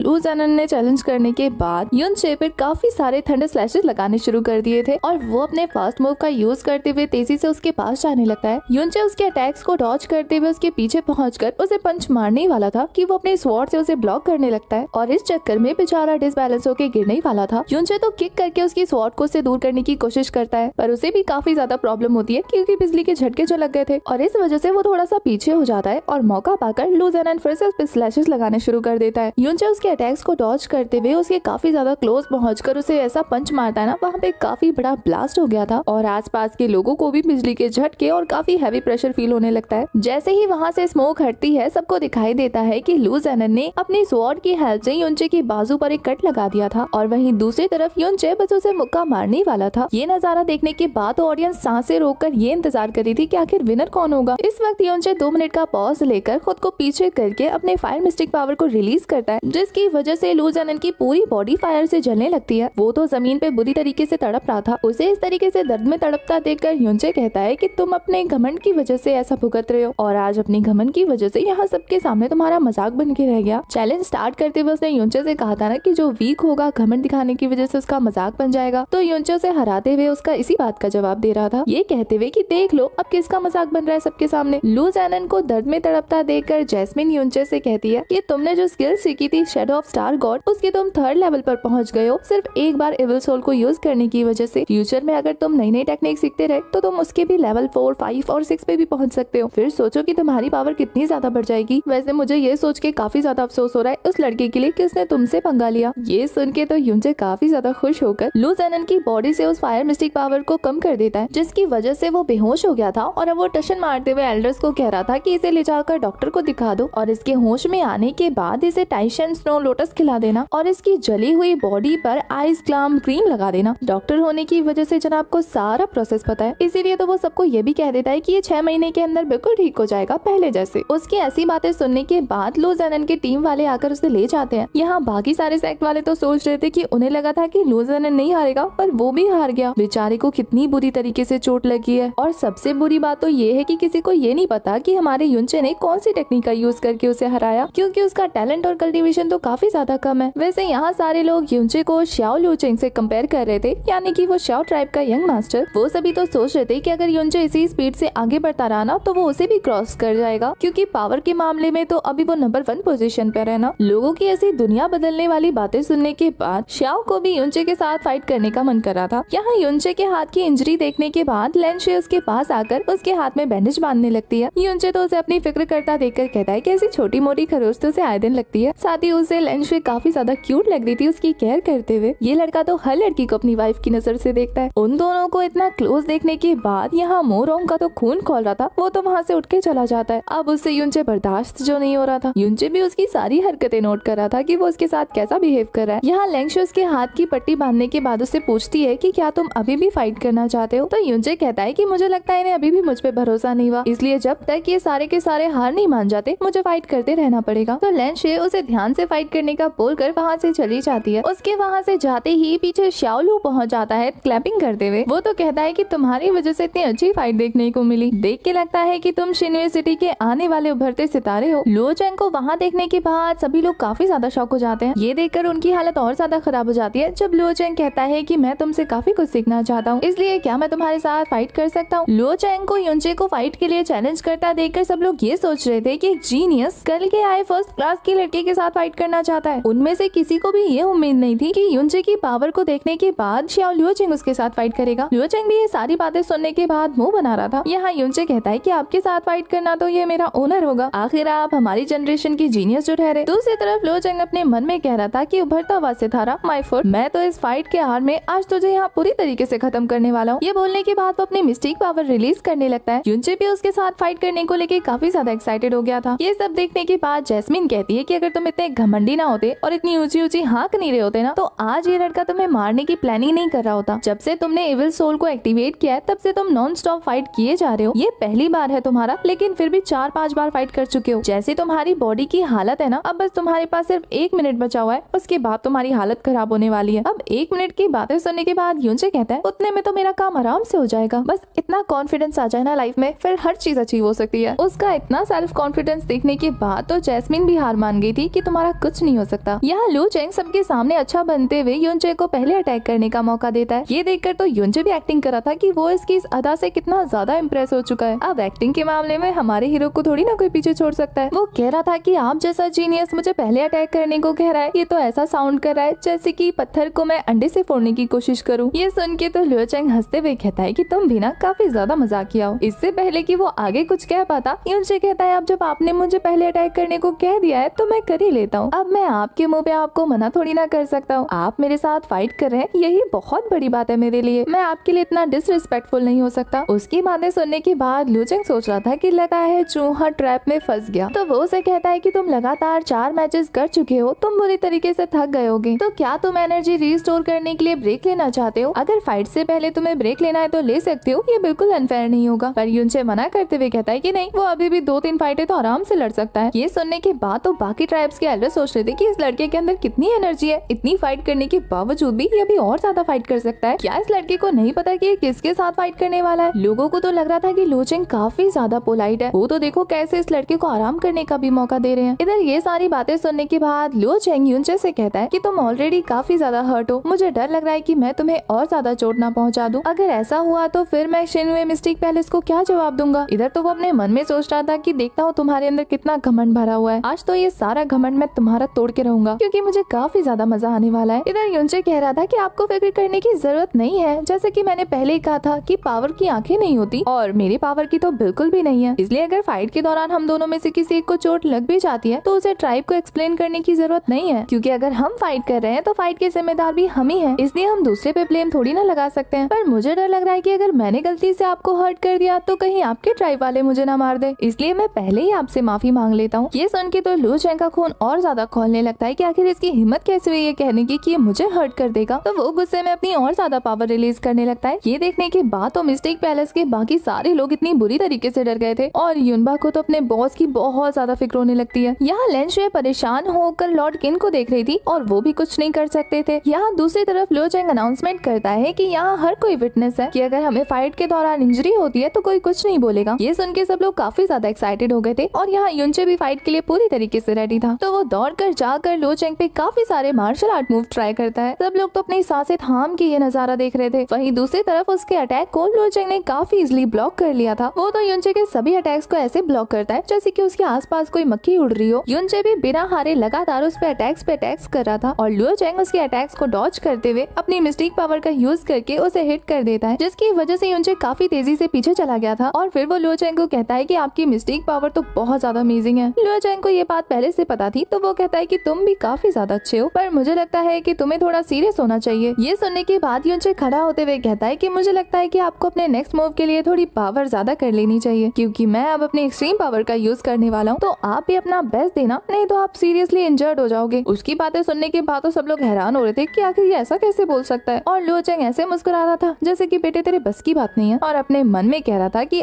तुझे मौत के घाट ना उतार दिया तो बताना, कुछ ज्यादा ही जल्दी है ना मरने की, तो तेरी ख्वाहिश पूरी कर देता हूँ। यहाँ युनचे फिर से अपने एविल सोल को एक्टिवेट कर लेता है। तो जैस्मिन उसे वार्निंग देती है कि ध्यान से, तुम्हारे पास सिर्फ 1 मिनट है। तो युनचे कह रहा था कि डोंट वरी, मैं एक ही अटैक में से धराशायी करने वाला हूँ। और वो अपनी पूरी एनर्जी यूज करते हुए तेजी से उसके ऊपर अटैक करने जाता है। यहाँ लियो चेंग सोच रहा था कि अब आने दो इसे तेजी से, मैं इसके हाथ पर अटैक करते हुए इसे पूरी तरीके से कमजोर बना दूंगा। असल में लियो चेंग उसके मेरिडियंस को तोड़ने का प्लान कर रहा था। यहाँ युनचे उसके पास पहुंचकर इविल सोल की falling moon and star technique का यूज करता है। इस टेक्निक का यूज करने की वजह से वहाँ पे एक्सट्रीम लेवल पर एनर्जी रिलीज होने लगती है। इस एनर्जी स्टॉर्म की वजह से आसपास के सभी लोगों को भी काफी ज्यादा प्रेशर फील हो रहा था और इतने खतरनाक अटैक के झटके खाने के बाद वो तो पिलर से टकराता है, जिसकी वजह से उसके मेरिडियंस टूट गए थे और जमीन पे गिरने के बाद वो पूरी तरीके से सेंसलेस हो जाता है। उसके पिलर से टकराने की वजह से तो पिलर पे भी क्रैक पड़ गया था। अपने यंग मास्टर की ऐसी हालत देखने के बाद शाओ ट्राइब के एल्डर्स की काफी ज्यादा हालत खराब हो जाती है। वो जब अपने यंग मास्टर को चेक करने आते हैं अपनी मिस्टिक पावर की हेल्प से, तो उन्हें पता लगता है कि युनचे ने इतनी बेरहम तरीके से अटैक किया है कि इसके मेरिडियंस को डिस्ट्रॉय कर दिया। वो काफी ज्यादा कोशिश करते हैं कि उन्हें ठीक कर सके, पर नहीं कर पाते और इस वजह से उन्हें युनचे पे काफी ज्यादा गुस्सा आ रहा था। दूसरी तरफ युनचे को दिखाया जाता है जिसकी एविल सोल की पावर बिल्कुल कंप्लीट तरीके से खत्म हो चुकी थी, तो उसकी बॉडी बुरी तरीके से वीक पड़ जाती है। अब अपने मास्टर के यूजलेस होने पर शाओ ट्राइब के एल्डर गुस्से में युनचे पर अटैक कर देते हैं। ये देखने के बाद बाकी सारे लोग बुरी तरीके से डर गए थे। इससे पहले कि एल्डर अपनी पावर की हेल्प से युनचे को मार पाते, उनके अटैक को लॉर्ड किन ने अपने अटैक से ब्लॉक कर लिया था। शाओ ट्राइब के एल्डर तो और ज्यादा प्रेशर रिलीज करने लगते हैं, पर लॉर्ड किन की पावर ज्यादा होने की वजह से वो आसानी से शाओ ट्राइब के एल्डर को पीछे धकेल देते हैं। ये देखने के बाद वो एल्डर गुस्से में कह रहे थे कि लॉर्ड किन, आखिर आपका मतलब क्या है? तो लॉर्ड किन का कहना था कि ये तो मुझे आपसे पूछना चाहिए कि आप क्या चाहते हैं। तो एल्डर काफी गुस्से में कहते हैं कि इसने हमारे यंग मास्टर को घायल कर दिया, इसलिए मैं इस लड़के को मार कर इसे भी एक कचरा बनाना चाहता हूँ। यहाँ युनचे खुद को संभालते हुए एल्डर का गुस्सा झेल रहा था जो उसे मारने की धमकी दे रहे थे। पर ये सारी बातें सुनने के बाद लॉर्ड किन कहते हैं कि मुझे समझ नहीं आता कि आखिर इन्होंने फाइट करने से पहले जब ये कहा था कि कोई भी रिस्पॉन्सिबल नहीं होगा, तो आप इतने सारे लोगों के सामने ये कैसे कह सकते हैं कि युनचे को पे करना होगा। पर ये सारी बातें सुनने के बाद भी एल्डर का गुस्सा शांत नहीं होता। तो लॉर्ड किन कहते हैं कि अगर तुम्हें इसे मारना ही है तो ट्राई करके देख लो। इसके बाद तो एल्डर गुस्से में कह रहे थे कि क्या आप शाओ ट्राइब के साथ अपना रिश्ता खत्म करना चाहते हैं। लॉर्ड किन तो कह रहे थे कि मैंने ऐसा नहीं कहा, लेकिन अगर आप मेरे स्टूडेंट को हर्ट करने की कोशिश करोगे तो मैं पीछे थोड़ी ना हटने वाला हूँ। ये सुनने के बाद तो एल्डर गुस्से में अपने यंग मास्टर को उठाते हुए वहाँ से चले जाते हैं। इसके बाद तो एक एक करके सभी सेक्ट वाले वहाँ से जा रहे थे और लॉर्ड किन कहते हैं कि माफ करना, मैं आपको बाहर तक छोड़ने नहीं आ सकता। वापस जा रहे गेस्टों में से हैंगजुन वापस आकर युनचे से कहता है कि आपको अपना ध्यान रखना चाहिए, शाओ ट्राइब वाले इतने आसानी से हार मारने वालों में से नहीं है, वो जरूर कुछ प्लान करने वाले हैं। तो युनचे उसके बारे में सोचने के लिए उसे शुक्रिया कहता है। उनके जाने के बाद तो मिस्टिक पैलेस के सभी लोग काफी ज्यादा खुश हो रहे थे अपनी जीत पर। तभी वहाँ लॉर्ड किन आकर सबको बाहर जाने को कहते हैं क्योंकि उन्हें युनचे से अकेले में कुछ बात करनी थी। सबके वहाँ से जाने के बाद लॉर्ड किन कह रहे थे कि मुझे नहीं पता था कि मुझ जैसे इंसान को तुम जैसा एक छोटा बच्चा ट्रिक करके एक ट्रैप में फंसा देगा। वैसे मुझे पता था कि एक ट्रैप है, लेकिन फिर भी मुझे आगे आना पड़ा। तो इसके लिए युनचे उनसे माफी मांग रहा था कि वो इतना छोटा होकर भी उन्हें फंसाने की कोशिश कर रहा था। उसकी वजह से लॉर्ड किन को काफी सारी मुश्किल हुई। तो लॉर्ड किन इस बात को अवॉइड करके उससे पूछ रहे थे कि मुझे ये बताओ कि आखिर तुम्हारा मकसद क्या है, क्योंकि कोई जानबूझ के तो यूं ही 7 सेक्ट्स वालों से पंगा नहीं लेगा। इस बात पे तो वो स्माइल करते हुए कहता है कि आप हमारे सेक्ट के एल्डर हैं, तो मैं आपसे कुछ नहीं छुपाऊंगा। इस बात पे तो लॉर्ड किन कहते कहते हैं कि तुम्हें क्या लगता है कि तुम मुझसे कुछ छुपा सकते हो। वो कह रहे थे कि बाकी सारी चीजें तो माफ करने लायक है, लेकिन तुमने लो चैंग के मेरिडियंस को क्यों डिस्ट्रॉय किया? तुम्हें पता है कि तुम इसकी वजह से कितनी बड़ी मुसीबत में पड़ने वाले हो। ये सुन के युनचे कहता है कि लो चैंग के साथ जो भी हुआ वो मेरा पर्सनल पर्पस था, लेकिन जिस पोजीशन पे आप हैं, आप लोगों से आराम से कह सकते हैं कि पहले फाइट करने वही आया था और उसका मकसद मुझे डिस्ट्रॉय करना था, तो इस वजह से वो खुद डिस्ट्रॉय हो गया, क्योंकि मैंने सेल्फ डिफेंस का यूज किया ना खुद को बचाने के लिए। जो मेरे साथ अच्छा होता है मैं उसके साथ अच्छा होता हूँ, जो मेरा बुरा करता है मैं उसके साथ बहुत बुरा करता हूँ, ये मेरे रूल है। तो ये सुनने के बाद लॉर्ड केन कह रहे थे पर ये अच्छी बात नहीं। युनचे को पता था कि अच्छी बात नहीं है, लेकिन ये उसकी लाइफ उसकी रूल। यहाँ उसकी बातें सुनने के बाद लॉर्ड केन कह रहे थे कि अभी तक तुमने मेरे सवाल का जवाब नहीं दिया कि तुमने मुझे इन सब में क्यों फंसाया। तुम्हारे इस पर्सनल पर्पस के चक्कर में मिस्टिक प्लेस खतरे में आ चुका है। तो युनचे कहता है कि उसे शुरू से एक ऐसी जगह की तलाश थी जहाँ वो कल्टीवेशन कर सके और उसे सपोर्ट मिले, और साथ ही उसे एक ऐसी जगह की जरूरत थी जहाँ उसके एनिमीज के सामने उसकी पावर थोड़ी सी ज्यादा शो हो सके। उसे काफी ज्यादा पावरफुल होना है, उसे 3 सालों में अर्थ फेज मिस्टिक लेवल पर पहुंचना है। ये तो इतना ज्यादा था जिसे सुनने के बाद जैस्मिन भी काफी ज्यादा शॉक हो जाती है। तो लॉर्ड का तो आप सोच भी नहीं सकते उनकी क्या हालत हो रही थी। वो ये बातें सुनने के बाद युनचे से कह रहे थे कि क्या तुमने इसे मजाक समझा है? तुम्हें पता भी है कि मुझे इस लेवल पर पहुंचने के लिए कितने साल लगे थे? मैंने 28 साल की उम्र तक कल्टीवेशन करके उस लेवल को कंप्लीट किया था, और मुझे और ज्यादा 15 साल लगे थे उसके 6 लेवल पर पहुंचने में। और जितना मुझे पता है तो जब से ये वर्ल्ड बना है तब से लेकर अब तक तियान शुआन कॉन्टिनेंट में ऐसा कोई भी नहीं है जो 3 सालों में अर्थ फेज मिस्टिक लेवल पर पहुंच गया हो। तो ये सुनने के बाद युनचे कहता है कि ऐसा जरूरी तो नहीं कि किसी ने नहीं किया तो मैं भी नहीं कर पाऊंगा, और जो पहले नहीं हुआ वो कभी नहीं होगा। अभी थोड़ी देर पहले ही तो आपने देखा, किसी को ये भी नहीं लग रहा था कि कोई लुओ चैंग को डिस्ट्रॉय कर देगा। ये सुनने के बाद तो सच में लॉर्ड किन की बोलती बंद हो जाती है। अब तो मास्टर उसे कहते हैं कि तुम काफी ज्यादा थक गए होंगे ना, जाके थोड़ा आराम कर लो। तो वो उनकी बातें सुन के वहाँ से जाने लगता है, पर जाते हुए युनचे को रोककर लॉर्ड किन उसे थैंक यू बोल रहे थे। ये सुनने के बाद उसे यकीन नहीं होता और वो काफी ज्यादा शॉक हो गया था। यहाँ लॉर्ड किन युनचे से कहते हैं कि उन लोगों ने काफी ज्यादा कोशिश की थी कि आज वो मुझे नीचा दिखा सके, पर तुम्हारी वजह से मैं उनके चेहरे पर एक थप्पड़ मार पाया हूँ। लुओ चैंग की वजह से वो लोग काफी ज्यादा प्राउड फील कर रहे थे, पर तुम्हारी वजह से आज मैंने पहली बार प्राउड फील किया उनके सामने, तो इसलिए ऑफिशियली मुझे तुम्हारा थैंक यू करना चाहिए। ये सुनने के बाद युनचे को काफी ज्यादा अच्छा लग रहा था। नेक्स्ट सीन में युनचे को अपने रूम में आता दिखाया जाता है, जहाँ युनबा उसे फॉलो करके उससे पूछ रहा था कि बताओ ना लॉर्ड किन ने आपसे क्या कहा, पर वो तो थोड़ा सुकून पाने के लिए उसके मुंह पे दरवाजा बंद कर देता है और फिर काफी ज्यादा थकान भरी आवाज में वो बिस्तर पर जाकर पटक गया था। रूम में जाते ही जैस्मिन बाहर आ जाती है और युनचे से पूछ रहा था कि आपको मेरी परफॉर्मेंस कैसी लगी। तो जैस्मिन थोड़ा नाराज होते हुए कहती है कि तुमने उस मूव के साथ अगर लो चैंग को घायल नहीं किया होता तो आज अभी और तुम्हारी मेरिडियंस खराब हुई होती और इस चीज के जिम्मेदार तुम खुद होते, इसलिए आगे से इस बात का ध्यान रखना कि ये नौबत दोबारा ना आए। तो युनचे कहता है कि आपको फिक्र करने की जरूरत नहीं है, मैं आपका नाम थोड़ी ना बदनाम होने दूंगा। वैसे मैं जब भी एविल टेक्निक को यूज करूंगा तब मुझे नई मिस्टिक टेक्निक मिलेगी, और ये बात मुझे फाइट के दौरान पता लगी, इसलिए मैंने लो चैंग पे इस मूव का अटैक कर दिया। पर मुझे इस एविल गॉड की मिस्टिक स्किल से डर लग रहा है, क्योंकि अभी मैं सिर्फ फर्स्ट चैनल पर हूँ और इसने इतना ज्यादा पावर रिलीज किया है कि मैंने मुझसे हायर लेवल के बंदों को भी आराम से हरा दिया। तो जैस्मिन कहती है कि भूल गए क्या, तुम्हारे पास एविल सोल टेक्निक है जो कि तुम्हारी थोड़ी सी पावर को कुछ ही देर में डबल कर सकती है। सोचो अगर ये 4 से 5 गुना और ज्यादा बढ़ जाए तो तुम्हारे पास कितनी ज्यादा पावर आएगी। लेकिन सोचो जितनी ज्यादा पावर होगी उसे हैंडल करने में उतनी ज्यादा प्रॉब्लम होगी, इसलिए पहले खुद को स्ट्रॉन्ग करो। वैसे ये सारी बातें सुनने के बाद युनचे काफी ज्यादा एक्साइटेड हो गया था कि ये इतना ज्यादा पावरफुल है, इसका मतलब मैं जितनी जल्दी बर्निंग हार्ट के 2nd लेवल पर पहुंचूंगा मैं लो चैंग जितनी पावर वाले बंदे को आराम से मार सकता हूँ बिना एविल गॉड की मिस्टिक टेक्निक का यूज करते हुए। ये सब सोच के उसकी आंखें चमक जाती है। तो जैस्मिन कहती है कि ये तो फ्यूचर की बातें हैं, तुम्हें फिलहाल प्रेजेंट का सोचना चाहिए। तुमने लो चैंग को बुरी तरीके से कमजोर बना दिया, जिसकी वजह से अब शाओ ट्राइब वाले हाथ धो के तुम्हारे पीछे पड़ने वाले हैं। तो युनचे काफी रिलैक्स होते हुए कहता है कि इसके बारे में तो मैं पहले ही सोच चुका हूँ, अगर वो मुझ तक पहुँचने की कोशिश करेंगे तो मैं उनकी लाइफ को हेल बना के रख दूंगा। इसके बाद हमें लॉर्ड किन को दिखाया जाता है, जिनके पास एक औरत आती है अपने आप को ऊपर से नीचे तक ढककर। वो कुछ मिस्टीरियस सी नजर आ रही थी और वो लॉर्ड किन से कहती है कि तुम्हें युनचे के बारे में क्या लगता है। तो लॉर्ड किन कहते हैं कि वो एक ऐसा जीनियस है जैसा मैंने अपनी पूरी लाइफ में कभी नहीं देखा। आने वाले वक्त में वो काफी ज्यादा पावरफुल होने वाला है, पर जितना मैं उसे जान पाया हूँ मुझे ऐसा लगता है कि अभी मैं उसके बारे में अच्छे से नहीं जानता। दूसरी तरफ वो लेडी कह रही थी कि इतने बीते सालों में मैं इतने सारे मिस्टिक पैलेस पर गई हूँ, पर युनचे पहला वो इंसान है जिसने मुझे इम्प्रेस किया है। ये सुनने के बाद तो लॉर्ड किन कहते हैं कि पर हमारे पास तो सिर्फ 2 साल बचे हैं ना, और युनचे चाहे कितना भी टैलेंटेड क्यों ना हो वो भी काफी ज्यादा कमजोर है उन डीमंस के मुकाबले। पर वो लेडी कहती है कि मैंने युनचे की फाइट देखी है और मुझे ऐसा महसूस हुआ कि आने वाले 2 सालों में वो सबको शॉक करने वाला है। तो वो लॉर्ड किन से कहती है कि चाहे कुछ भी हो जाए युनचे को प्रोटेक्ट करना। तो लॉर्ड लॉर्ड किन उनकी बात मानते हुए हामी भर देते हैं। तभी एक स्टूडेंट से लॉर्ड किन को पता लगता है कि श्याओ ट्राइब के काफी सारे लोग उनके बैकयार्ड में आए हैं। दूसरी तरफ श्याओ ट्राइब के एल्डर को दिखाया जाता है जो अपने मिस्टिक पावर को रिलीज करते हुए धीरे धीरे आगे बढ़ रहे थे, जिसका प्रेशर इतना ज्यादा था कि जमीन पे क्रैक पड़ने लगता है। दो स्टूडेंट तो उन्हें रोकने की कोशिश कर रहे थे पर कर नहीं पाते। इससे पहले कि एल्डर श्याओ की वजह से वो जगह पूरी तरीके से डिस्ट्रॉय हो जाती, वहाँ लॉर्ड किन आकर अपनी पावर रिलीज करते हुए उनकी पावर को सप्रेस कर देते हैं। लॉर्ड किन उनसे पूछ रहे थे कि आखिर आप लोग यहाँ क्या कर रहे हैं, तो एल्डर श्याओ तो उन्हें सीधी सीधी धमकी देने लगते हैं कि युनचे को हमारे हवाले कर दो वरना तो मैं इस पूरे प्लेस को डिस्ट्रॉय कर दूंगा। तो लॉर्ड किन कहते हैं कि आखिर आपको उसकी क्या जरूरत पड़ गई। ये सुन के तो एल्डर को काफी ज्यादा गुस्सा आ रहा था और वो कह रहे थे कि अब ऐसा एक्ट करने की जरूरत नहीं है जैसे कि आपको कुछ नहीं पता। उसने मेरे बेटे को हर्ट करने की कोशिश की है, इसलिए मैं उसे ढूंढ रहा हूँ ताकि मैं उसे मार सकूं। ये सुनने के बाद लॉर्ड किन ऐसे एक्ट करते हैं जैसे कि उन्हें कोई बात याद आई है। तो वो कहते हैं अच्छा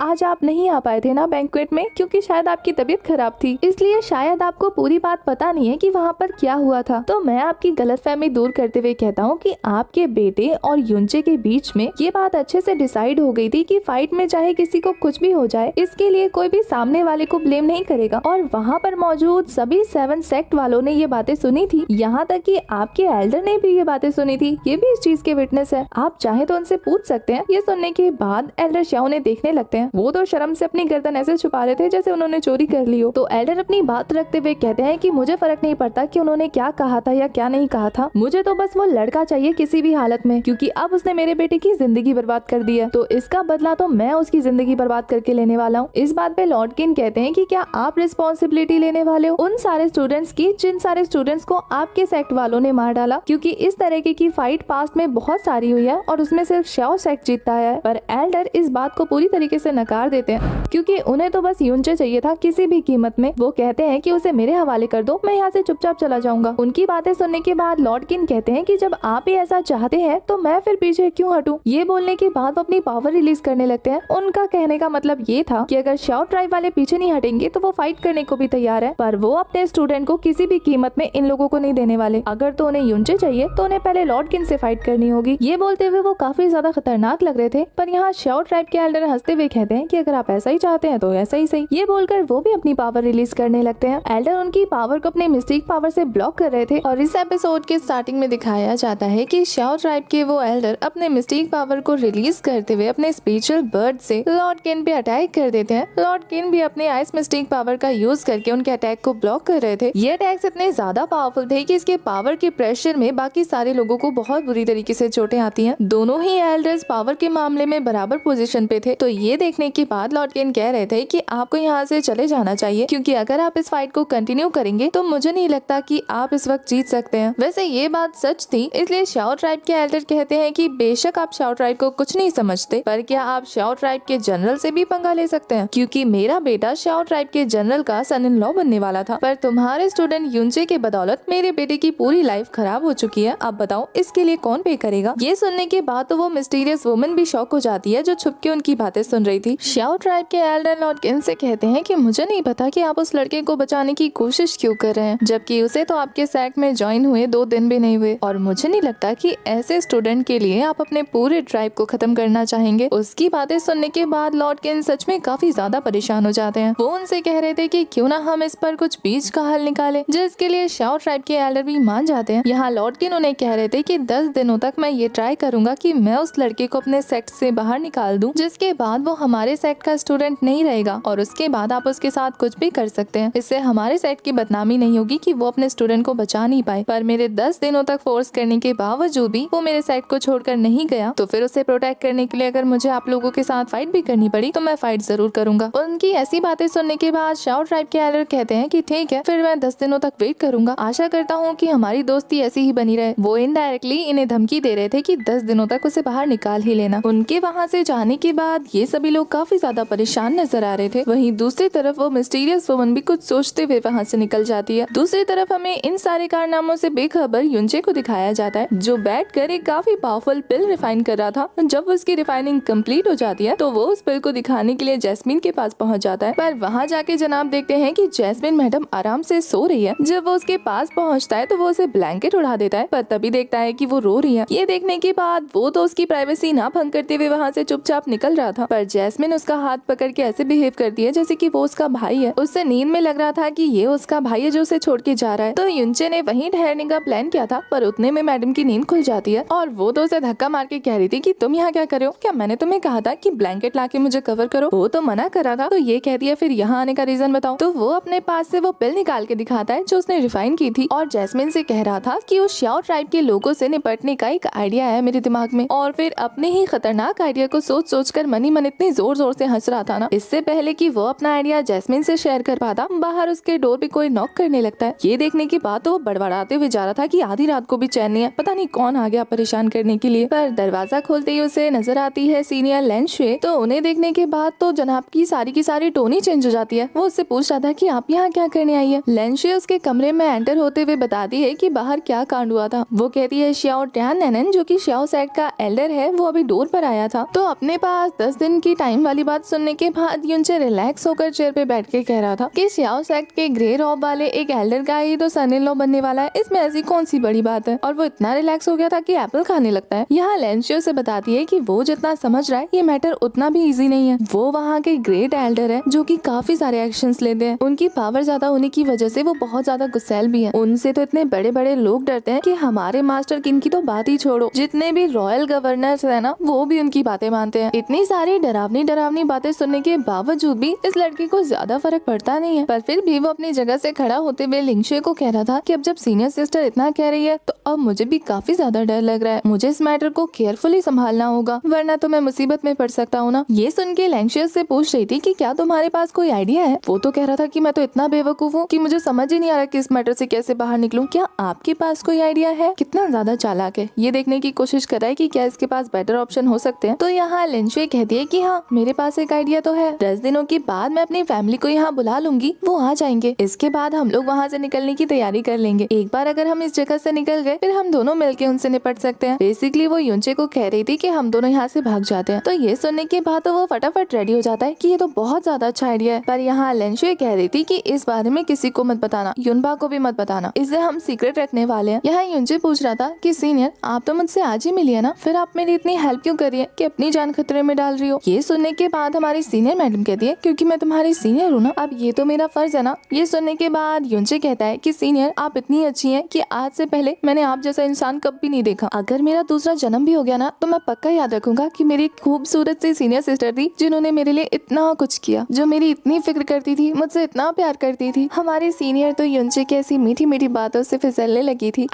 शर्माने लगी थी। इतनी शर्मा जाती है कि बेचारी वहाँ से भागी जाती है। यहाँ जैस्मिन बाहर आते हुए कहती है कि क्या बात है, 10 दिनों में हीरोइन हीरो को किडनैप करके लेके जाने वाली है। वो तो कह रहा था कि मास्टर आप भी ना ऐसे मत बोलिए, वो तो मेरी हेल्प कर रही है ना। तो जैस्मिन मैडम का कहना था कि ऐसी भी क्या खास बात है तुम जो वो तुम्हारी हेल्प करने को रेडी हो गई। तो वो टशन मारते हुए कहता है कि मैं हूँ ही इतना हैंडसम कि सारी लड़कियां फिदा हो जाती है और हेल्प करने आ जाती है, इसमें मेरी क्या गलती है। वो तो उसे अजीब अजीब से वर्ड्स बोलने लगती है। इसके बाद युनचे फिर से बेस बदल कर उसी ट्रेजर वाले शॉप में जाता है। शॉपकीपर उसे वहाँ देखने के बाद उसकी खातिरदारी करने वाला था कि आप अंदर जाके रूम में बैठिए, मैं आपके लिए चाय कॉफी लेकर आता हूँ। पर युनचे फिर से उसके सामने वो ड्रैगन पिल रखने की बात कह रहा था कि मुझे इसे सेल करना है। ये सुनने के बाद वो शॉपकीपर कह रहा था कि मैंने आपको पहले कहा था ना कि इतने पैसे नहीं है। पर इस बार युनचे को वो पिल बेचने के लिए कोई दूसरा ऑफर देना था और ये ऑफर वो उसके कानों में बताता है, जिसे सुनने के बाद ये जनाब काफी ज्यादा खुश होते हुए कहते हैं कि ठीक है मैं तो इस ऑफर के लिए बिल्कुल रेडी हूँ। युनचे तो वो पिल वहाँ रखने के बाद वहाँ से जा रहा था, फिर तभी उसकी नजर पड़ती है एक उड़न खटोला पर, जिसे देखने के बाद वो शॉपकीपर से पूछ रहा था इसका रेट कितना है। वो शॉपकीपर तो काफी ज्यादा शॉक हो जाता है ये कहते हुए कि थोड़ा एक्सपेंसिव है। तो युनचे कहता है कि मेरे पास पैसों की कमी है क्या। तो वो अपना एक कार्ड निकाल के दिखाने लगता है। इसके बाद युनचे को मार्केट में दिखाया जाता है। वही भेस बदल कर अपने पास एक बैनर लेके घूम रहा था जिसमें वो खुद को वहाँ का काबिल डॉक्टर घोषित कर रहा है। आसपास के लोग तो उसके हुलिये को देखकर डिस्गस्टिंग फील कर रहे थे और इस जनाब की हरकतें भी कुछ वैसी ही थी। वहीं मार्केट में श्याओ ट्राइब के 2 स्टूडेंट को दिखाया जाता है जो अपने यंग मास्टर के लिए डॉक्टर ढूंढते फिर रहे थे। उनकी नजर युनचे पे पड़ती है तो सोचते हैं कि शहर के सारे डॉक्टर को तो हम खंगाल के देख ही चुके, क्यों ना इसे भी लेकर जाएं। इसके बाद तो हमें युनचे को दिखाया जाता है जो उन दोनों स्टूडेंट के साथ उनके साथ श्याओ ट्राइब जा रहा था और मन में सोच रहा था कि युनचे अब तुम्हारे एक्टिंग स्किल्स दिखाने का टाइम आ गया है। श्याओ ट्राइब माउंटेन के चोटी पर स्थित था तो काफी सारी चढ़ाई करने के बाद वो फाइनली वहाँ तक पहुँच जाते हैं, जहाँ जाने के बाद उन्हें नजारा दिखता है कि अलग अलग डॉक्टर्स को चेक करने के बाद वहाँ के एल्डर उन्हें उठा के फेंक रहे थे क्योंकि वो उनके बेटे का इलाज जो नहीं कर पा रहे थे। और ये देख के उन्हें गुस्सा आ रहा था कि कैसे काबिल डॉक्टर है, ये तो एक कूड़े के बराबर है। ये नजारा देखने के बाद तो वो दोनों स्टूडेंट्स भी बुरी तरीके से डर रहे थे कि पता नहीं अगला नंबर उनका ना हो। तो वो काफी हिम्मत करने के बाद युनचे को बाहर रुकने का बोलकर खुद अंदर जाकर एडल्ट्स को आगाह करते हैं कि वो अपने साथ एक डॉक्टर को लेकर आए हैं, जिस डॉक्टर का इंट्रोडक्शन वो ऐसे दे रहे थे कि वो बहुत ज्यादा फेमस और मिरेकल डॉक्टर है। यहाँ अपनी तारीफें सुनने के बाद तो युनचे फटाफट अंदर आ जाता है और अंदर आकर ऐसे पागलों की हरकतें कर रहा था ना, जिसे देखने के बाद वहाँ पर मौजूद श्याओ लियो चेंग के फादर, श्याओ सेक्ट के एल्केमिस्ट और लियो चेंग के अंकल जो उसके साथ फाइट में गए थे, वो तो सोच रहे थे कि ये कौन सा नमूना है जिसकी ऐसी पागलों जैसी हरकतें हैं। यहाँ लियो चेंग के फादर तो उन दोनों बच्चों को डांट रहे थे कि वो कैसे डॉक्टर को उठा के लेकर आए हैं। डर के मारे तो उन दोनों स्टूडेंट्स की हालत खराब हो रही थी और यहाँ लियो चेंग के फादर काफी गुस्से में अपनी मिस्टिक पावर को रिलीज करके उन दोनों पर अटैक करने वाले थे। तो युनचे उन्हें रोकने के लिए इस बात को नोटिस करते हुए ऐसे एक्ट करने लगता है जैसे कि वो उस एल्केमिस्ट के पास रखे हुए पत्थर को देखकर काफी ज्यादा एक्साइटेड है। वो तो उस एल्केमिस्ट के हाथ से वो पत्थर लेते हुए कह रहा था कि ये पर्पल बीट अजूरे स्टोन है ना, इस स्टोन के अंदर से काफी पावरफुल पर्पल ऑरा निकल रहा था, जिसे देखने के बाद युनचे कह रहा था कि इसे थोड़ा और प्योरीफाई करने की जरूरत है, इसे 6 मिनट तक और प्योरीफाई करने की जरूरत थी, फिर तो ये बिल्कुल प्योर हो जाता, पर अफसोस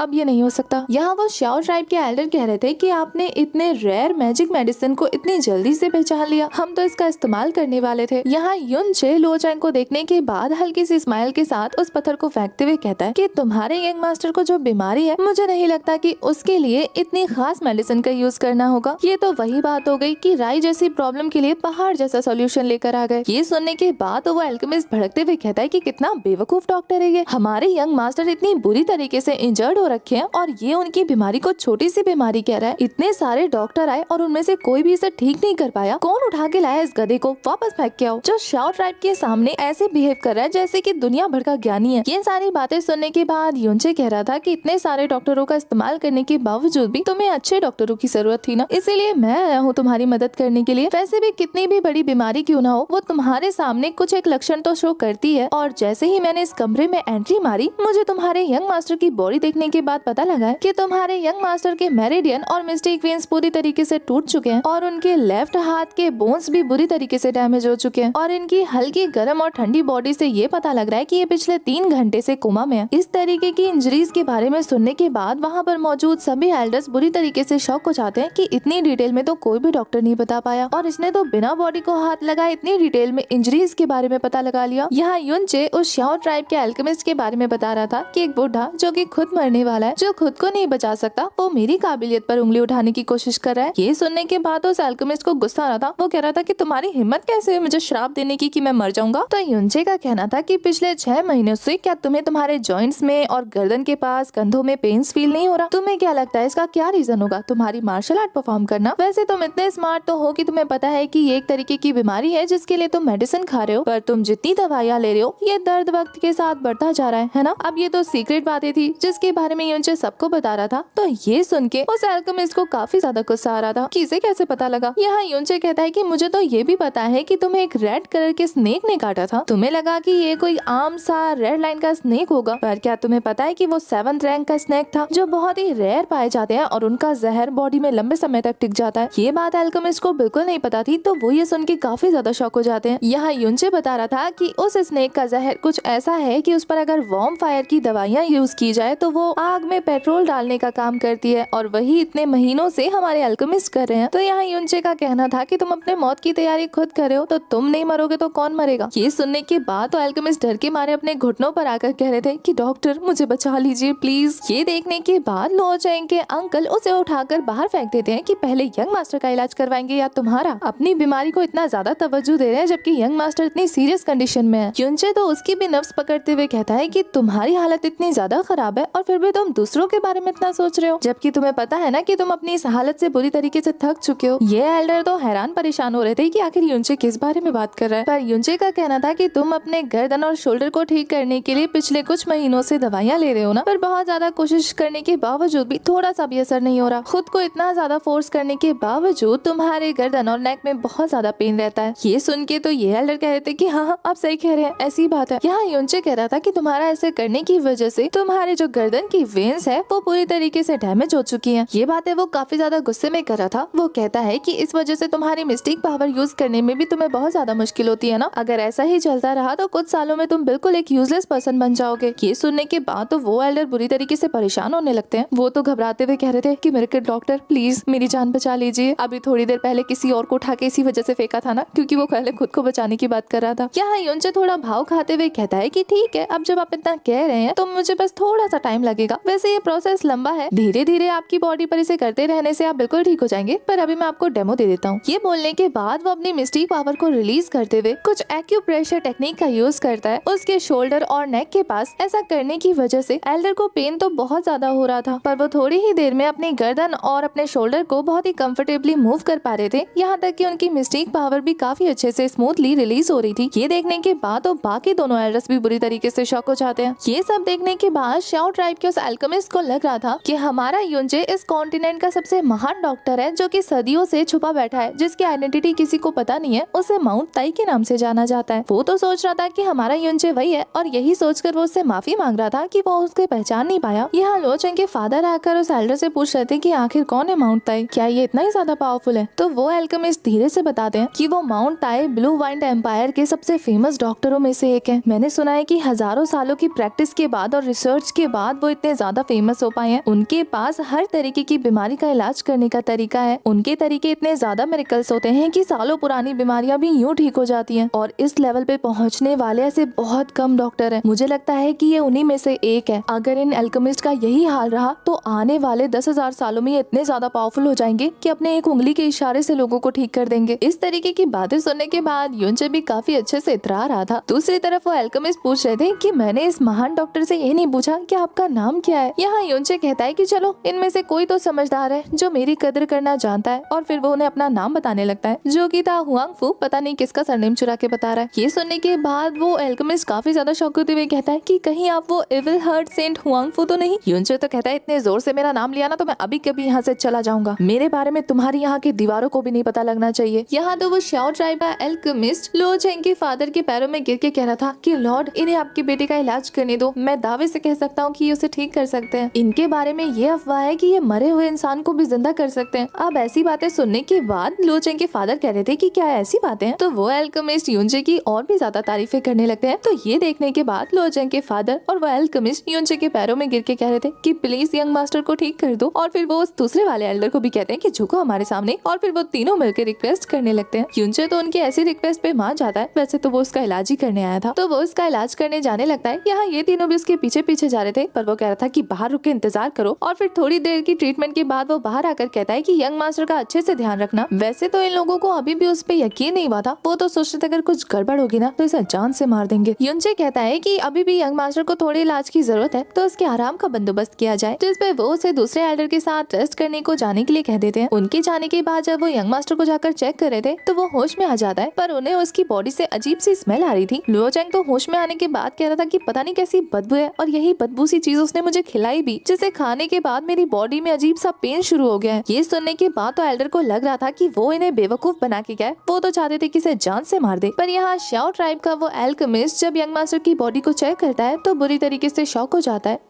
लुओ चेंग के फादर तो पूरी तैयारी कर लेते हैं कि जाकर युनचे को जान से मार देंगे, इसलिए जब शाओ ट्राइब के अल्केमिस्ट उन्हें रोकने की कोशिश करते हैं वो तो उन्हें थप्पड़ बजा देते हैं कि खबरदार अगर उस फ्रॉड की साइड ली तो। पर यहाँ उन अल्केमिस्ट का कहना था कि यंग मास्टर को पेन इसी वजह से हो रहा है क्योंकि उनके मेरिडियंस हील हो रहे हैं, उनके मिस्टेक वेन्स आपस में कनेक्ट हो रहे हैं, यानी कि उस मिरेकल डॉक्टर ने हमारे यंग मास्टर को ठीक करने की तैयारी कर दी है। ये सारी इन्फॉर्मेशन सुनने के बाद लुओ चेंग के फादर काफी ज्यादा खुश होकर कहते हैं कि क्या ये सच है, और फिर वो अपने बेटे के पास जाकर कह रहे थे कि बेटे हम पर एंसेस्टर की कृपा हुई है, अब तो बहुत जल्दी अपने पैरों पर खड़े होने वाले हो। ये सुनने के बाद वो भी काफी ज्यादा खुश हो जाता है। यहाँ वो शाओ ट्राइब का अल्केमिस्ट कह रहा था कि मुझे लगता है मास्टर आपको उस अल्केमिस्ट की काफी ज्यादा रिस्पेक्ट करनी चाहिए, तभी तो वो अच्छे से यंग मास्टर का ट्रीटमेंट करेगा। मुझे तो लगता है अगर हम उनके साथ अच्छे से बिहेव नहीं करेंगे तो वो यहाँ से जा भी सकते हैं। ये सुनने के बाद लो चेंग के फादर कह रहे थे कि पूरी सिटी में ये अनाउंस करा दो कि उस मिरेकल डॉक्टर को ऐसे ट्रीट किया जाए जैसे कि हमारे एंसेस्टर को किया जाता था। अगर पूरी सिटी में कोई भी उनके खिलाफ आंख उठाकर भी देखने की कोशिश करेगा तो वो मुझसे फाइट करने वाला है, क्योंकि मैं उसे नहीं छोड़ने वाला अगर किसी ने उसकी रिस्पेक्ट नहीं की तो। दूसरी तरफ हमें मिरेकल डॉक्टर यानी कि युनचे को दिखाया जाता है जो वहाँ की मेहमान नवाजी का बहुत अच्छे से लुत्फ उठा रहा था। तभी वहाँ जैस्मिन हाजिर हो जाती है, जिसे देखने के बाद ये खुश होते हुए कहता है क्या मास्टर आपको अच्छे से नींद आई? जैस्मिन तो उसकी बकवास को इग्नोर करते हुए उससे पूछ रही थी कि आखिर तुम्हें ये मेडिकल स्किल्स कहाँ से आई। वो तो काफी खुश होते हुए बताता है कि मैंने अपने मास्टर से सीखा। यहाँ जैस्मिन पूछ रही थी कि तुम्हारे मास्टर कौन है, मुझे मुझे उनका नाम बताओ। ये सुन के तो वो चिढ़ते हुए कहता है कि क्या मास्टर, मैंने आपसे पूछा कि आप खुद को प्रिंसेस क्यों बुलाती हैं, तो आप क्यों मुझसे मेरे मास्टर का नाम पूछ रही हैं। वो तो गुस्सा करते हुए कहती है क्योंकि बेवकूफ, तुम जिस रिस्क में पड़ गए हो ना, उससे निकलने के लिए मुझे ये जानना ही पड़ेगा। तुम्हें नहीं पता तुमने कौन सी मुसीबत को दावत दी है। यहाँ युनचे कहता है कि अगर वो मेरे रास्ते में नहीं आएंगे तो मैं भी उन्हें कुछ नहीं कहूंगा, पर अगर वो मुझे मारने की कोशिश करेंगे तो मैं भी ट्राई करूंगा आखिरी दम तक लड़ने का। और ये बोलने के बाद वो वहाँ का कप गिराकर तोड़ देता है। उसका ऐसा रवैया देखने के बाद जैस्मिन कहती है कि क्या तुम भूल गए हो कि तुम 2 लाइफ को कैरी कर रहे हो, एक तुम्हारी और एक मेरी। इसके बाद हमें युनचे को लुओ चेंग के कमरे में दिखाया जाता है जहाँ अच्छे से उसका स्वागत हो रहा था। लुओ चेंग भी उसको काफी ज्यादा रिस्पेक्ट दे रहा था और वो तो लुओ चेंग की काफी अच्छी खातिरदारी करता है। उसे बुरी तरीके से टॉर्चर करके उसकी हाथ की हड्डी हिली हुई थी और वो उसे जोर जोर से हिला रहा था जिससे कि उसे तकलीफ हो। वैसे जब युनचे उसकी बॉडी को चेक कर रहा था तो यहाँ हमारी जैस्मिन को भी पता लग जाता है कि इसकी बॉडी रिकवर हो रही है, तो वो उससे पूछ ही लेती है कि आखिर तुमने इतनी स्किल्स सीखी कहाँ से, तुम इतने ज्यादा टैलेंटेड तो देख के नहीं लगते। वैसे जिसे मैं उड़न खटोला समझ रही थी वो तो एक बिस्तर है जिसे युनचे ने जैस्मिन के लिए खरीदा था। यहाँ जैस्मिन मैडम तो युनचे से काफी ज्यादा इम्प्रेस होती नजर आ रही थी, पर युनचे कहता है कि ये ठीक हुआ या नहीं ये मैं डिसाइड करूंगा और तुम आगे आगे देखती जाओ क्या होता है। इधर युनचे तड़प रहे लुओ चेंग की बॉडी में अपने पॉइजन पर्ल की एनर्जी ट्रांसफर करता है जिसकी वजह से उसे थोड़ी देर के लिए राहत मिल गई थी। अब वो नौटंकी स्टार्ट करते हुए वहाँ से जाना शुरू कर देता है। ये देखने के बाद लुओ चेंग के फादर उसे रोकते हुए पूछ रहे थे कि वो कहाँ जा रहा है, जिस पे जनाब का कहना था कि अब यहाँ रुकने का कोई फायदा नहीं है, इसलिए मैं वापस जा रहा हूँ। ये सुनने के बाद लुओ चेंग के फादर कह रहे थे पर आपने तो कहा था कि आज से आप मेरे बेटे का ट्रीटमेंट स्टार्ट करेंगे, फिर आप जा क्यों रहे हैं। वो तो एल्केमिस्ट को भी इशारा कर रहे थे कि इन्हें मनाओ, पर लुओ चेंग कहता है कि मैंने साफ मना किया था ना कि इसे कुछ खाने को मत देना, फिर इसे खाना क्यों खिलाया। वो लोग तो अपनी आंखें चुराते हुए झूठ बोल रहे थे कि हमने इसको नहीं खिलाया, पर वो कहता है गुस्से में कि जाके उसके मुंह को देखो, उस पे तेल लगा हुआ है। यहाँ दूसरी तरफ लुओ चेंग अपने मुंह को चाटने लगता है जैसे कि उसने बहुत टेस्टी खाना खाया हो। यहाँ वो एल्डर कह रहे थे कि असल में ना इसकी माँ अभी अभी आई और उसने अपने बेटे को होश में देखा तो वो उसकी कमजोरी अपनी आंखों से देख नहीं पाई, तो उसने थोड़ा सा चिकन सूप पिला दिया। वो अपने बेटे से बहुत ज्यादा प्यार करती है ना, तो माफ कर दो। युनचे तो उसके ऊपर चढ़ते हुए कह रहा था तो इतना प्यार करोगे कि जान से मार दोगे। तुम्हें तो पता है मैंने कितनी मुश्किल से उसके मेरिडियंस को कनेक्ट किया है और ये तो कुछ ऐसा है जैसे कि मैंने इस बच्चे को नया जीवन दिया हो। और फिर वो उस एल्केमिस्ट से पूछ रहा था कि तुम्हें तो पता है ना कि हम कुछ ऐसी मेडिसिन भी खिलाते हैं जिस पर अगर पानी भी पड़े तो भी जानलेवा हो सकता है। अब ये बातें तो सच थी, तो वो एल्केमिस्ट भी हामी भर रहा था। ये देखने के बाद लुओ चेंग के फादर बुरी तरीके से शॉक होते हुए कहते हैं कि मुझे माफ कर दो, पर अब आप बताइए ना कि क्या करना है। इतने में हमारा युनचे अपनी पावर को रिलीज करता है जिससे उसके बेटे को बहुत ज्यादा तकलीफ हो रही थी। अपने बेटे को तकलीफ में देखकर वो तो युनचे से रिक्वेस्ट कर रहा था कि प्लीज मेरे बेटे की हालत ठीक कर दो, अब से हम वैसा ही करेंगे जैसा आप कहोगे, उसके अलावा कुछ भी नहीं। अगर आप इस गलती के लिए मुझे पनिशमेंट भी देना चाहते हैं तो भी मुझे स्वीकार है, मेरा बेटा अभी भी बहुत छोटा है, प्लीज उसकी हेल्प करो। यहाँ युनचे नौटंकी करते हुए कहता है कि हाँ आप सही कह रहे हैं, ये बिल्कुल एक छोटे बच्चे की तरह है। मेरा भी एक पोता हुआ करता था, पर मेरी बुरी किस्मत उसे एक ऐसी खतरनाक बीमारी लगी कि मेरे इतने ज्यादा स्किलफुल होने के बावजूद भी मैं उसे बचा नहीं पाया और वो मर गया। मैंने अपने पोते को खो दिया, पर लुओ चेंग को देखकर ऐसा लगता है जैसे कि वो मेरे पोते जैसा दिख रहा हो, पर कितनी बुरी किस्मत है ना, ये भी बुरी तरीके से इंजर्ड हो रखा है। यहाँ लुओ चेंग के फादर कहते हैं कि अरे ये कोई बुरी किस्मत नहीं है, आप हमारे यहाँ आए, जरूर किस्मत को यही मंजूर होगा, आप मेरे बेटे को बचाइए और आज से आप उसके ग्रैंडपा। ये सुनने के बाद तो वो मना कर रहे थे कि मेरे पास पैसे नहीं है और मैं कितना गरीब हूँ, ऐसा गरीब ग्रैंडपा डिजर्व थोड़ी करता है आपका बेटा। पर लुओ चेंग के फादर का कहना था कि नहीं नहीं, ये तो किस्मत ने आपको हमारे यहाँ भेजा है हमारी मदद करने के लिए, ये तो डेस्टिनी में लिखा हुआ था कि आप इसके ग्रैंडपा बनेंगे। इसलिए वो उसे पकड़ के अपने बेटे के पास लेके जाता है और अपने बेटे को कहता है कि हमारे एंसेस्टर को ग्रैंडपा बोलो। वो तो उसे बड़े प्यार से ग्रैंडपा बोलने लगता है और हमारा युनचे नौटंकी कर रहा था कि अरे मेरे कानों ने कितने दिनों बाद ये आवाज सुनी है, बेटा फिर से बोलो। वो तो फिर से उसे ग्रैंडपा ग्रैंडपा करने लगता है। ये देखने के बाद वो एल्केमिस्ट सीनियर हुआंग फू यानी कि युनचे को कांग्रेचुलेशन कह रहा था उसे उसका पोता मिलने की खुशी में। इसके बाद तो युनचे लू फेंग को और ज्यादा तड़पाने लगता है, तो यहाँ उसके फादर रिक्वेस्ट कर रहे थे कि प्लीज इसे ठीक कर दो। वो तो कहता है कि चिंता की क्या जरूरत है और फिर वो अपने मिस्टिक पावर का यूज करते हुए उसे हवा में उठाते हुए और ज्यादा तकलीफ देना शुरू कर देता है। काफी देर तक उसे तड़पाने के बाद वो कहता है कि बस अब थोड़ी सी तकलीफ होगी तुम्हें। ये बोलने के बाद वो उसकी तकलीफ का डोज बढ़ाते हुए उसे बेड पे दे मारता है और फिर उसके हाथों को पकड़ के इतनी जोर से मोड़ रहा था उसकी खोपड़ी को भी उठा देता है। काफी देर तक उसे तोड़ने मरोड़ने के बाद और तकलीफ देने के बाद वो उसके फादर से कहता है कि लो तुम्हारे बेटे का हाथ ठीक हो गया, अब वो इसे हाथ को मूव कर सकता है। ये नौटंकी हमारी जैस्मिन देख रही थी, वो कह रही थी कि वाओ इसे तोड़ते मोड़ते तुमने इसे ठीक कर ही दिया। लुओ चेंग तो काफी ज्यादा खुश हो जाता है क्योंकि उसके हाथ में कोई पेन नहीं हो रहा था और वो अपना हाथ हिला पा रहा था। युनचे उनसे कह रहा था कि मुझे कुछ मेडिसिन बनानी होगी, तो क्या तुम्हारे पास, जिस पे वो लोग हामी भरते हैं कि हाँ उनके पास हजारों सालों पुरानी काफी सारी मेडिसिन मौजूद है। तो युनचे उनके साथ वहाँ से जाने लगता है और यहाँ जैस्मिन सोचती थी कि अच्छा हुआ ये नौटंकी खत्म हुई, उसके सर में तो दर्द शुरू हो गया ये देख देख के। इधर एल्केमिस्ट युनचे को लेकर अपने मेडिसिन रूम पहुँच गया था, जहाँ पर काफी सालों पुराने हर्ब्स मौजूद थे। एल्केमिस्ट बताता है कि शाओ ट्राइब में ऐसा कोई भी पौधा नहीं है जो मौजूद ना हो, आपको जो भी मेडिसिन बनानी है हर तरीके के हर्ब्स यहाँ आपको मिल जाएंगे। तो युनचे वहाँ से गुजरते हुए स्मेल करके ही वहाँ के हर्ब्स के बारे में बता देता है। ये देखने के बाद वो एल्केमिस्ट सोच रहा था कि कितने महान इंसान है, सिर्फ गुजरते हुए इतने सारे हर्ब्स के बीच में स्मेल करके बता दे रहे हैं कि एग्जैक्ट चीज कहाँ मौजूद है, आखिर किस तरीके के एंजल है ये। और फिर वो युनचे के बताए हुए सारे हर्ब्स को कलेक्ट करके उसे देते हुए कहते हैं कि ये लो सारा तैयार है। हर्ब्स कलेक्ट करते हुए युनचे की नजर वहाँ पर मौजूद एक वेपन पर जाती है जिसका ऑरा काफी ज्यादा पावरफुल था। युनचे उस वेपन से अट्रैक्ट होकर उसके पास पहुँचता है। तो ये देखने के बाद वो शाओ ट्राइब का एल्केमिस्ट उसे उस वेपन के बारे में बता रहा था कि आपकी नजर तो बहुत ज्यादा तेज है, आपने बहुत अच्छे वेपन को पहचाना। इस वेपन का नाम एम्बर है। ये वेपन बना है मिस्टीरियस एलेक्सर और अर्थी मिस्टीरियस व्हाइट टाइगर के बोन से, और इसमें जो क्रिस्टल लगे हैं वो काफी सारे पावरफुल बीस्ट की सोल्स है। इस वेपन के अंदर पॉइजन पावर गन और स्काई शैटरिंग थंडर की पावर मौजूद है। वहाँ पे काफी सारे बॉम्ब और काफी सारे बंदूक भी मौजूद थी। तो युनचे उनमें से एक को उठा के कहता है कि आखिर ये क्या चीज है। तो वो शाओ ट्राइब का एल्केमिस्ट बॉम्ब को बताता है कि इसके ऊपर की शेल को रिमूव कर दो और फिर आप इसे फेंको, ये ब्लास्ट हो जाएगा। और जो आपके हाथ में है वो गन है, उसके ट्रिगर को दबाएंगे तो उसमें से बुलेट निकलेगी। वो तो ट्रिगर को दबाते हुए उस एल्केमिस्ट की तरफ निशाना लगा रहे थे कि ऐसे। तो वो डरते हुए कहता है कि नहीं, आप ऐसे किसी के ऊपर चला नहीं सकते, वो मर जाएगा। युनचे तो उसे टीज करते हुए कहता है क्या सच में ऐसी बात है, ये इतना ज्यादा खतरनाक है। इसके बाद तो हमें युनचे को दिखाया जाता है जो लुओचेंग के लिए मेडिसिन बनाकर उसे खिला रहा था और बाकी सब लोग उसकी केयर कर रहे थे। ऐसे मेडिसिन खिलाना और उसकी केयर करना 3 दिन तक चलता है। 3 दिन के बाद लुओचेंग अपने पैरों पर खड़ा हो गया था। अब उसे उसका ब्लड फ्लो भी महसूस होने लगता है। वो तो काफी ज्यादा खुश हो रहा था। यहाँ वो एल्केमिस्ट कहता है कि मैंने अपनी आंखों से देखा है कि सिर्फ 3 दिन लगे हैं इतने सीरियस इंजरी को ठीक करने में। आप तो मरते को भी जिंदा कर दे, आप कितने ज्यादा अमेजिंग हैं। यहाँ युनचे कह रहा था कि ये तो मेरे पोते की छोटी सी इंजरी थी, अगर मेरा पोता चाहे तो मैं उसे हेवन रियल पर पहुंचा सकता हूँ। ये सुनने के बाद लुओचेंग एक्साइटेड होते हुए कहता है कि क्या आप सच में ऐसा कर सकते हैं। तो युनचे कह रहा था कि क्या मैं अपने पोते से झूठ बोलूंगा, मैं तो तुम्हारा ग्रैंडफादर हूँ ना। तो लुओचेंग उससे पूछता है कि ऐसा कैसे होगा और कितने दिनों में होगा। तो युनचे उसे बताता है कि जो मेथड मैं तुम्हें बताऊँ, अगर तुम उसको फॉलो करो और उन दवाइयों को खाओ तो तुम्हें 2 या 3 महीना तो आराम से लग सकता है। ये सुनने के बाद लुओचेंग का कहना था कि क्या थोड़ा जल्दी नहीं हो सकता। युनचे कहता है कि क्यों, पर तुम्हारी शादी तो 6 महीने बाद होने वाली है ना, और इतने टाइम में तो तुम हेवन रियल में आराम से पहुंच जाओगे, फिर किस चीज की जल्दी है। जिस पे इस लड़के का कहना था कि नहीं वो बात नहीं है, असल में तो मुझे उस लड़के को पकड़ना है जिसने मेरी ऐसी हालत की है, मैं नहीं चाहता कि वो यहाँ से भाग के कहीं जाए। तो ये सुनने के बाद लुओचेंग के फादर कहते हैं कि तुम्हें चिंता करने की जरूरत नहीं है, मैंने मिस्टिक पैलेस वालों को कहा है कि वो 10 दिन में उसे हमारे पास छोड़ जाएंगे। पर लुओचेंग का कहना था कि नहीं, मुझे उस लड़के को खुद पकड़ के अपने हाथों से मारना है, और जब मैं उसके 100 टुकड़े कर दूंगा फिर मैं उसकी फैमिली को जाके खत्म करूंगा जो कि लियोन सिटी में है। युनचे कहता है कि क्या तुम्हें इतना ज्यादा गुस्सा है कि तुम उसकी फैमिली को मारना चाहते हो। वो तो कहता है कि हाँ, अगर वो मेरी पूरी फैमिली के साथ पंगा ले सकता है तो मैं भी तो उसकी पूरी फैमिली को खत्म कर सकता हूँ ना। पर मुझे इसमें ग्रैंडपा आपकी हेल्प चाहिए होगी, क्या आप मेरी हेल्प करने को तैयार है। तो इस बात पे युनचे कहता है कि अब जब तुमने अपना मन बना लिया है तो मैं तुम्हारी हेल्प जरूर करूंगा, पर तुम्हें और ज्यादा स्ट्रॉन्ग बनाने के लिए हमें स्टेप बाय स्टेप फॉलो करना होगा। वैसे तुम्हारे यहाँ मेडिसिन जो है वो काफी है, पर अब हमें बॉर्डर को क्रॉस करना है तो उसके लिए हमें मेडिसिन भी एक्स्ट्रा ऑर्डिनरी चाहिए होगा ना, मुझे इसके लिए एक ड्रैगन पिल की जरूरत है। ये सुनने के बाद वो सभी काफी बुरी तरीके से शॉक हो जाते हैं, क्योंकि ड्रैगन पिल हासिल करना बच्चों का खेल तो है नहीं। तो वो लोग सोच रहे थे कि वो कहाँ से लाएंगे। युनचे उन्हें किंगडम पैलेस के बारे में बताता है जो उनसे काफी ज्यादा दूर था, वहाँ जाने के बारे में तो ये अभी सोच भी नहीं सकते। इसलिए युनचे उन्हें फाइनली उस शॉपकीपर का नाम बताता है कि उसकी दुकान में तुम्हें वो ड्रैगन पिल मिल जाएगा। इन लोगों को पहले तो समझ नहीं आता कि आखिर इन्हें कैसे पता लगा कि ड्रैगन पिल यहाँ मिल सकता है। तो युनचे कहता है क्योंकि तुम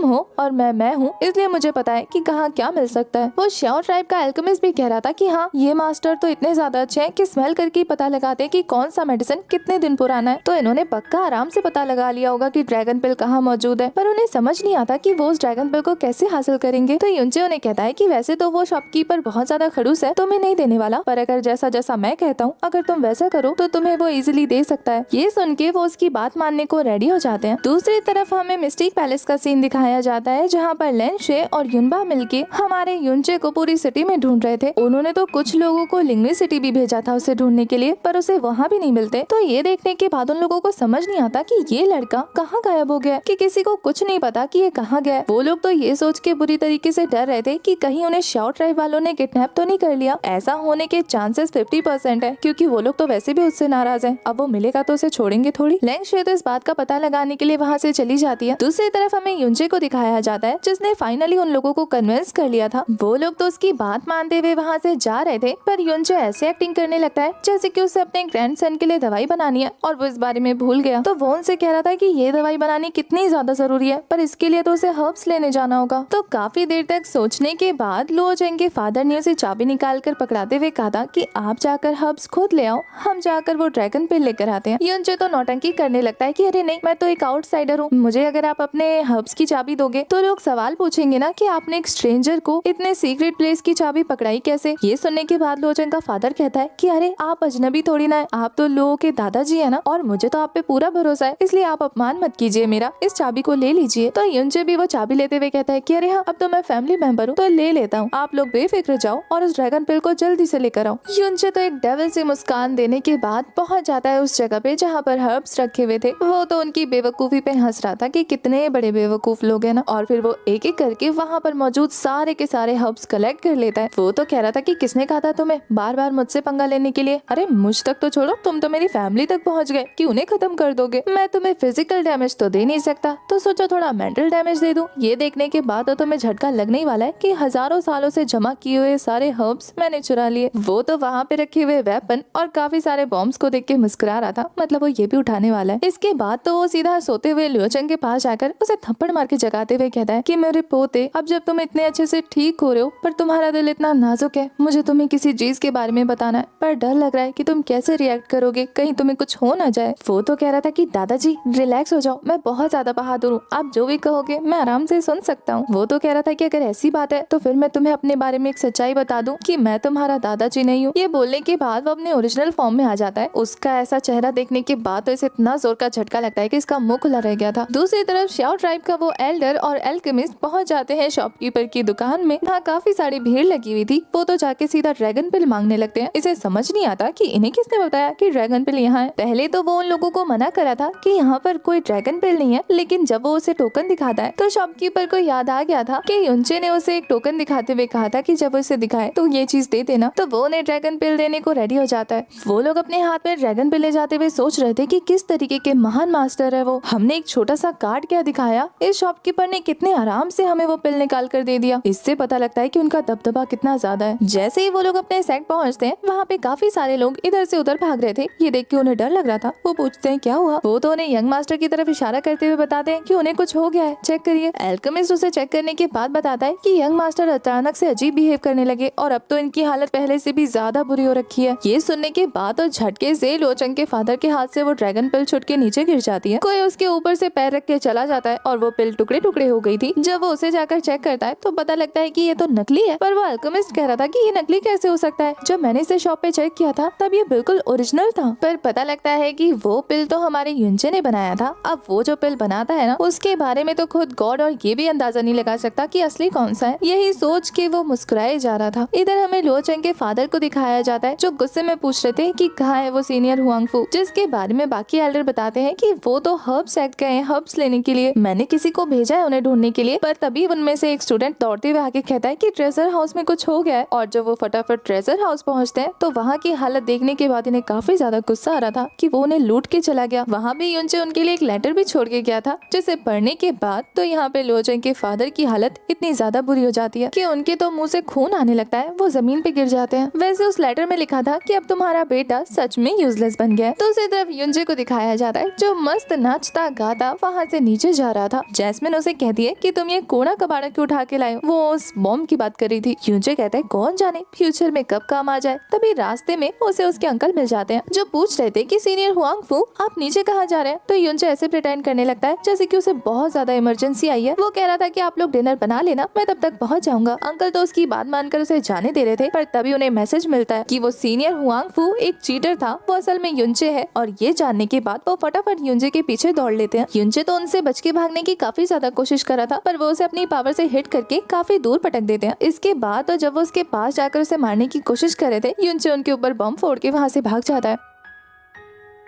जैसे ही युनचे वहाँ पर बम फोड़ता है ना, वहाँ का जो ब्रिज था वो बुरी तरीके से टूट जाता है। पर जैसे ही स्मोक छटता है तो पता लगता है कि एल्डर ने खुद को शील्ड बना के बचा लिया था। ये देखने के बाद जैस्मिन कहती है कि जिन्हें ट्रिक्स का पहले से ही पता हो ना, उन पे ट्रिक्स काम नहीं करती। अब वैसे भी जितना स्ट्रॉन्ग ये एल्डर है, मुझे नहीं लगता कि तुम यहाँ से बच के भाग सकते हो। जब तक चीजें मेरे हाथ में है, मैं तुम्हें बचा सकती हूँ। युनचे तो अपने फास्ट मूव का यूज करते हुए वहाँ से भागने की कोशिश कर रहा था, पर ये एल्डर उस पर अटैक करके उसे घायल करने की कोशिश करते हैं। युनचे भागते भागते काफी दूर निकलने की कोशिश करता है, पर एल्डर का कहना था कि आज तो तुझे जान से मार ही देने वाला हूँ मैं। ये बोलने के बाद वो अपनी मिस्टिक पावर रिलीज करके युनचे पे जैसे अटैक करने के लिए आगे बढ़ रहे थे, युनचे अपने पास से वो गन निकालकर उनके ऊपर तान देता है। फायर करने के बाद वहाँ पर ग्रीन कलर का स्मोक निकला था, जिसकी वजह से एल्डर थोड़ी देर के लिए डिस्ट्रैक्ट हो जाते हैं, पर इससे ज्यादा कुछ फायदा होता नहीं है। वो उड़ते हुए तेजी से युनचे के पास पहुंचकर कह रहे थे कि देख बच्चे, अब मैं कैसे तेरी स्किन को तेरी बॉडी से उतारता हूँ। ये बोलने के बाद वो युनचे पर अटैक करने वाले थे। वो तो अपनी एक्सट्रीम मिस्टिक पावर का यूज करते हुए युनचे पर अटैक कर रहे थे, पर युनचे उस अटैक को ब्लॉक करने के लिए अपने एविल मिस्टिक पावर का यूज कर रहा था। ये करने से उसकी आंखें बदलने लगती है और वो भी अपनी फुल पावर का यूज करने लगता है, जिस वजह से वो अपने ओरिजिनल फॉर्म में आ गया था। तभी हमें वहाँ पर लेंगशुआ आती दिखाई देती है, जो युनचे को ढूंढने के लिए आई थी। और जब वो देखती है कि युनचे पे अटैक हो रहा है और वो बुरी तरीके से घायल हो गया है, तो वो अपने स्पिरिचुअल बर्ड को लेकर फटाफट युनचे के पास पहुंचती है। एल्डर के अटैक से वो हिट होने ही वाला था, पर वो उसे लेकर स्किप कर जाती है। एल्डर तो उसे वहाँ से भागता देखकर दूर से उस पे अटैक किए जा रहे थे। यहाँ युनचे पूछता है कि आप यहाँ क्या करिए सीनियर, पर लेंगशुआ से पूछती है कि तुम 3 दिनों से कहाँ थे, पूरा का पूरा कॉलेज तुम्हें ढूंढ रहा है। वो लोग अटैक से बचते हुए काफी दूर निकल के आ जाते हैं, जहाँ युनचे बता रहा था कि मैं अपने मसलों को सॉल्व करवाने आया था, जहाँ मुझे कुछ बुरे लोगों से फाइट करनी पड़ी। युनचे तो यहाँ उसके बालों का सेंट लेने लगता है, एक नंबर का ठरकी है। इसके बाद वो सीनियर से पूछता है कि आपने बताया नहीं कि आप यहाँ क्या करने आई थी। तो सीनियर कहती है कि तुम कहीं भी ढूंढ के नहीं मिल रहे थे, तो हमें लगा कि शाओ ट्राइब वालों ने तुम्हें किडनैप कर लिया, इसलिए मैं एक नजर मारने आई थी। वो तो कह रहा था कि सीनियर आपको डर नहीं लगा, आप अकेले यहाँ आ गई। वो शर्माते हुए कहती है कि मैंने तुम्हें बताया था ना, मैं तुम्हारी सीनियर हूँ। वो तो पूछ रहा था कि सीनियर क्या आपकी फैमिली यहाँ आ गई। तो वो कहती है कि हाँ, शायद वो आने वाले हैं, या फिर मैं ही तुम्हें यहाँ से डायरेक्ट वहाँ ले चलूँ। वो दोनों बात कर ही रहे थे कि पीछे से वो एल्डर भी हाजिर हो जाते हैं अपने स्पिरिचुअल बर्ड पे बैठ कर। वो दोनों तो ये देखने के बाद बुरी तरीके से डर गए थे। लेंगशुए तो अपने बर्ड की स्पिरिचुअल पावर को बढ़ा देती है, जिससे कि वो और ज्यादा स्पीड में उड़ने लगी थी। पर वो एल्डर भी कहाँ कम थे, वो भी अपने बर्ड की स्पिरिचुअल पावर को बढ़ा देते हैं, जिससे वो और स्पीड में उनकी तरफ बढ़ने लगता है। वो तो उन पे अटैक भी कर रहा था। यहाँ ये लोग उन अटैक को डॉज करते करते उस मास्टर से बचने की कोशिश कर रहे थे, पर एक अटैक पत्थर के टुकड़े पर लगने की वजह से वो बर्ड तेजी से नीचे की तरफ गिरने लगती है, जिसे प्रोटेक्ट करते हुए हमारी लेंगशुए उस बर्ड को अपने शील्ड से कवर करने की कोशिश कर रही थी। पर उस मास्टर से पावर में कम होने की वजह से वो इजिली इस शील्ड को ब्रेक कर देता है, जिसके बाद तो वो अपनी एक्सट्रीम पावर का यूज करते हुए अपने बर्ड को और ऊपर ले जाने लगती है। जहाँ युनचे उससे माफी मांग रहा था कि उसे प्रॉब्लम में डाल दिया, पर लेंगशुए कहती है कि ये मेरी चॉइस थी कि मैं तुम्हें बचाने आऊँ, तो अब तुम्हें सॉरी बोलने की जरूरत नहीं है। यहाँ वो बर्ड बादलों के ऊपर से जा रहा था ताकि उस दूसरे बर्ड से बच सके, पर वो एल्डर तो अपने बर्ड्स के साथ आकर पीछे से युनचे को उठाकर वहाँ से ले जाने लगते हैं। युनचे तो अपने पास से गन निकालकर उस बर्ड के 2 गोली मार देता है, जिससे वो बुरी तरीके से घायल हो गई थी और युनचे उसके पंजे से छूटकर नीचे गिरना शुरू कर देता है। यहाँ एल्डर भी डिसबैलेंस हो गए थे। इससे पहले कि वो नीचे गिरते, वो खुद को संभालते हुए उस गन को कैच कर लेते हैं जो युनचे के हाथ में था। यहाँ सीनियर सिस्टर फिर से युनचे को बचा लेती है, जिसपे तो वो दोनों एक दूसरे को देखकर खुश हो रहे थे कि पीछे से एल्डर आते हुए उसके बर्ड पर गोली मार देते हैं। एक गोली तो उस बर्ड को लगी चुकी थी, इससे पहले कि दूसरी गोली लगती युनचे उसे अपने हाथ में ले लेता है। अब तो एल्डर अपने बर्ड के साथ फटाफट उनके बर्ड के सामने आकर उन पे गोली दागने वाला था, पर युनचे सीनियर सिस्टर को कहता है कि आपको और मुझे यहाँ से जंप करना होगा, वरना तो इस अटैक से हिट होने के बाद हम दोनों ही ऊपर पहुँच जाएंगे। वो दोनों एक साथ उस बर्ड से छलांग मार देते हैं, जिससे एल्डर का अटैक वेस्ट हो जाता है। इसके बाद तो वो दोनों तेजी से नीचे गिरना शुरू कर देते हैं। एल्डर उन पे अभी भी अटैक किए जा रहे थे, पर उनके नीचे गिरने की वजह से सारे अटैक फालतू जा रहे थे। एल्डर भी उनके पीछे तेजी से नीचे आने की कोशिश कर रहे थे, पर अपने बर्ड के घायल होने की वजह से वो ऐसा कर नहीं पाते। और यहाँ दूसरी तरफ युनचे तेजी से सीनियर सिस्टर के पास आने की कोशिश कर रहा था। यहाँ युनचे जैस्मिन से हेल्प मांग रहा था कि वो अपनी पावर का यूज करते हुए सीनियर सिस्टर को बचाए। जैस्मिन तो कह रही थी कि जितनी एनर्जी वो वेस्ट कर रहा है ना, उसकी जान बचना बहुत ज्यादा मुश्किल है, पर फिर भी वो युनचे के कहने पर लेंगशुए को अपनी पावर की हेल्प से प्रोटेक्ट करने लगती है, जिससे कि वो उतनी स्पीड से नीचे नहीं गिरती जितनी स्पीड से हमारा युनचे गिरता है। युनचे तो नीचे गिरने के बाद बुरी तरीके से घायल हो गया था, पर लेंगशुए बहुत ही सॉफ्ट लैंडिंग करती है, जिसकी वजह से उसे कुछ नहीं होता। पर इसके बाद वो युनचे की हालत देखकर बहुत बुरी तरीके से डर गई थी। वो अपनी पावर रिलीज करके युनचे को होश में लाने की कोशिश करती है, पर इससे कोई असर होता दिख नहीं रहा था, तो ये देखकर वो रोना शुरू कर देती है। युनचे ने उसकी जान बचाई थी, ये सोच सोच कर उसे और ज्यादा रोना आ रहा था। वो तो उसके सीने पे सर रख के रो रही थी कि अब उठ भी जाओ ना। वो तो उसे कह रही थी कि शायद मैं ही यूजलेस हूँ, तुम्हें बचा ही नहीं नहीं पाई, पर वो उठते हुए कहता है कि सीनियर सिस्टर, अगर आप ऐसे मुझे पुश करोगी तो मुझे और ज्यादा पेन होगा। वो तो उसे होश में देख काफी ज्यादा खुश होते हुए पूछ रही थी कि क्या तुम ठीक हो। यूनचे तो उसे रोते हुए देखकर कह रहा था कि आपने इतनी जल्दी रोना शुरू कर दिया, आपको तो थोड़ा और फाइट करना चाहिए था ना। वो कहती है अगर इतने ही बहादुर हो तो खुद क्यों नहीं लड़े। तभी उन दोनों को अजीब से बीस्ट की आवाज सुनाई देने लगती है। लेंगशे तो रेडी हो जाती है स्वॉर्ड निकाल कर फाइट करने के लिए, पर वहाँ पर आ रही कदमों की आवाज से हमारा यूनचे पता लगा लेता है कि शायद ये छोटे छोटे बच्चों के पैर के निशान है। इसके बाद दिखाया जाता है कि सच में वहाँ पर दो छोटे छोटे बच्चे बीस्ट से डरकर अपनी जान बचा के भाग रहे थे। उनमें से तो लड़की गिर जाती है, इससे पहले कि बीस्ट उस पर अटैक करता वो तो डर जाती है। पर यहाँ लेंगशे अपनी स्वॉर्ड से अटैक करते हुए उस बीस्ट को दूर कर चुकी थी। ये बीस्ट तो खतरनाक तरीके से रोर करने लगता है। लेंगशे तो रेडी थी उसके साथ फाइट करने के लिए, पर वहाँ पे तो धीरे धीरे उसकी टीम अपीयर होने शुरू कर देती है। तभी अचानक से यूनचे वहाँ पर वो ड्रैगन पिल लेकर आ जाता है, जिसको देखने के बाद वो सभी के सभी बीस्ट वहाँ से डर के भाग जाते हैं। जब लेंगशे इस पिल को देखती है और हैरान हो रही थी तो यूनचे से बताता है कि ये सभी ड्रैगन को अपना एंसेस्टर मानते हैं। अब उसके पिल को देखेंगे तो ऑब्वियस ही बात है ना, डरेंगे। वो लोग तो रिलैक्स हो जाते हैं। यहाँ लेंगशे उन बच्चों से पूछ रही थी क्या वो ठीक है, तो वो लोग तो उसे थैंक यू बोलने लगते हैं उसकी जान बचाने के लिए। ये बच्चे बताते हैं कि इनका गाँव पास में है, ये तो बस नदी क्रॉस कर रहे थे कि ये बीस्ट इनके पीछे पड़ गया। नेक्स्ट सीन में वो बच्चे यूनचे को और लेंगशे को अपने साथ अपने गाँव लेके जाने वाले थे, पर तभी उनके गाँव में से कुछ विलेजर्स उन पर तीरों से अटैक कर देते हैं, जिन्हें रोकने के लिए लेंगशे अपनी स्वॉर्ड का यूज कर रही थी। जब लेंगशे उनके सभी तीरों को रोक लेती है तो यूनचे भी अपना रिवॉल्वर लेकर बाहर आ गया था। ये विलेजर तो उस पे सामने से अटैक करने वाला था कि तभी उनका छोटा नेफ्यू उनके सामने आ जाता है, जिसका नाम था जुए, जो कि बता रहा था कि ये दोनों बुरे नहीं है, आखिर इन्होंने उसकी जान बचाई है। इसके बाद तो वहाँ उन बच्चों के फादर भी पहुँच जाते हैं, जो अपने बच्चों को देखकर काफी ज्यादा खुश थे। और इसके बाद वो लेंगशे और यूनचे को घोड़े में बिठाकर अपने गाँव की तरफ ले जा रहे थे, जहाँ वो उसे बताते हैं कि ये उनके गाँव के गार्ड हैं। असल में यहाँ बहुत कम लोग आते हैं और जो भी आते हैं वो उनसे दुश्मनी निकालने आते हैं, इस वजह से वो इतना ज्यादा प्रोटेक्टिव है। वैसे वो भी अपने बच्चों की जान बचाने के लिए थैंक यू बोल रहा था। यहाँ लेंगशे तो उन्हें कह रही थी कि उन्हें थैंक यू बोलने की जरूरत नहीं है। वो छोटा बच्चा जुए कहता है कि आप मुझसे मिलो, मैं इस गाँव का यंग पैट्रियार्च बनने वाला हूँ और मेरी बहन। इससे पहले कि वो आगे बताता उसके फादर उसे डांट के चुप करा देते हैं। अब जैसे ही वो अपने गाँव के बॉर्डर पे पहुँचते हैं, वो छोटी लड़की जुई अपनी पावर का यूज करते हुए वहाँ का बैरियर ओपन कर देती है, जिसे देखने के बाद ये दोनों बुरी तरीके से हैरान हो रहे थे कि एक छोटी सी बच्ची पूरे गाँव को प्रोटेक्ट करने के लिए शील्ड बनाकर बैठी है। अंदर जाने के बाद उन्हें विलेजर्स काफी ज्यादा अजीब लग रहे थे, क्योंकि सभी 10th लेवल पर थे। उसे तो अजीब लग रहा था। और यहाँ जैस्मिन बताती है कि उसे गांव में किसी फियोनिक्स के होने का अंदाजा हो रहा है। यूनचे कहता है एंशिएंट बर्ड फियोनिक्स, वो यहाँ कैसे हो सकता है। उन गांव वालों के फॉरहेड पर एक तरीके का निशान था, जिसे देखने के बाद जैस्मिन बताती है कि ये लोग फियोनिक्स की ब्लड लाइन से हैं। कहीं वो फियोनिक्स इनकी गार्डियन एंजल तो नहीं है। तभी दूर से कहीं से यूनचे को अजीब सी रोशनी आती हुई नजर आती है, जिसे देखने के बाद वो चौंक गया था। विलेज चीफ थोड़ी ही देर में उनके लिए एक रूम अरेंज करा देता है, जिसके अंदर जाने के बाद यूनचे कह रहा था कि रूम तो काफी अच्छा है, सीनियर सिस्टर आप यहाँ आराम करो, मैं बाहर रुकता हूँ आपको प्रोटेक्ट करने के लिए। यहाँ विलेज चीफ उन्हें कह रहे थे कि इसके अलावा उन्हें किसी भी चीज की जरूरत हो तो वो उन्हें याद कर ले। एल्डर तो उन्हें रिस्पेक्ट देते हुए वहाँ से जा रहे थे, पर हमारा यूनचे उन्हें रोक कर कहता है क्या आप लोग फियोनिक्स ब्लड लाइन से हो और आपके गार्डियन एंजल फियोनिक्स है। ये बात सुनने के बाद तो विलेज चीफ का मुंह बन जाता है और वो काफी गुस्से में वहाँ से जाते हैं। हमारे लेंगशे को तो बिल्कुल भी समझ नहीं आता कि क्या चल रहा है, पर यूनचे विलेज चीफ के पीछे पीछे बाहर आ गया था। विलेज चीफ तो उसके आने के बाद कहते हैं कि तभी तो मैं सोचूं कि अचानक से उनके यहाँ बीस्ट कैसे नजर आया, जिसे गांव वालों ने नहीं बल्कि दो स्ट्रेंजर ने देखा। तुम यहाँ इसी इंटेंशन से आए थे ना, ताकि उस फियोनिक्स का पता लगा सको। ये सारी बातें सुनने के बाद यूनचे उन्हें कहता है कि आप शायद गलत समझ रहे हैं। मैं और सीनियर सिस्टर तो इस वजह से यहाँ तक पहुँचे क्योंकि हमारे पीछे एनिमी पड़ा हुआ था और मैं बुरी तरीके से घायल भी था। हम तो आसमान से नीचे गिरे, हमें तो ये भी नहीं पता था कि आखिर हम है कहाँ। ये पूरी तरीके से अनइंटेंशनली और एक्सीडेंटल था। अब चाहे आप इस बात को सच माने या ना माने, पर विलेज चीफ के चेहरे को देख के लग रहा था कि उन्हें यूनचे की बात पर बिल्कुल भी भरोसा नहीं है। वो कह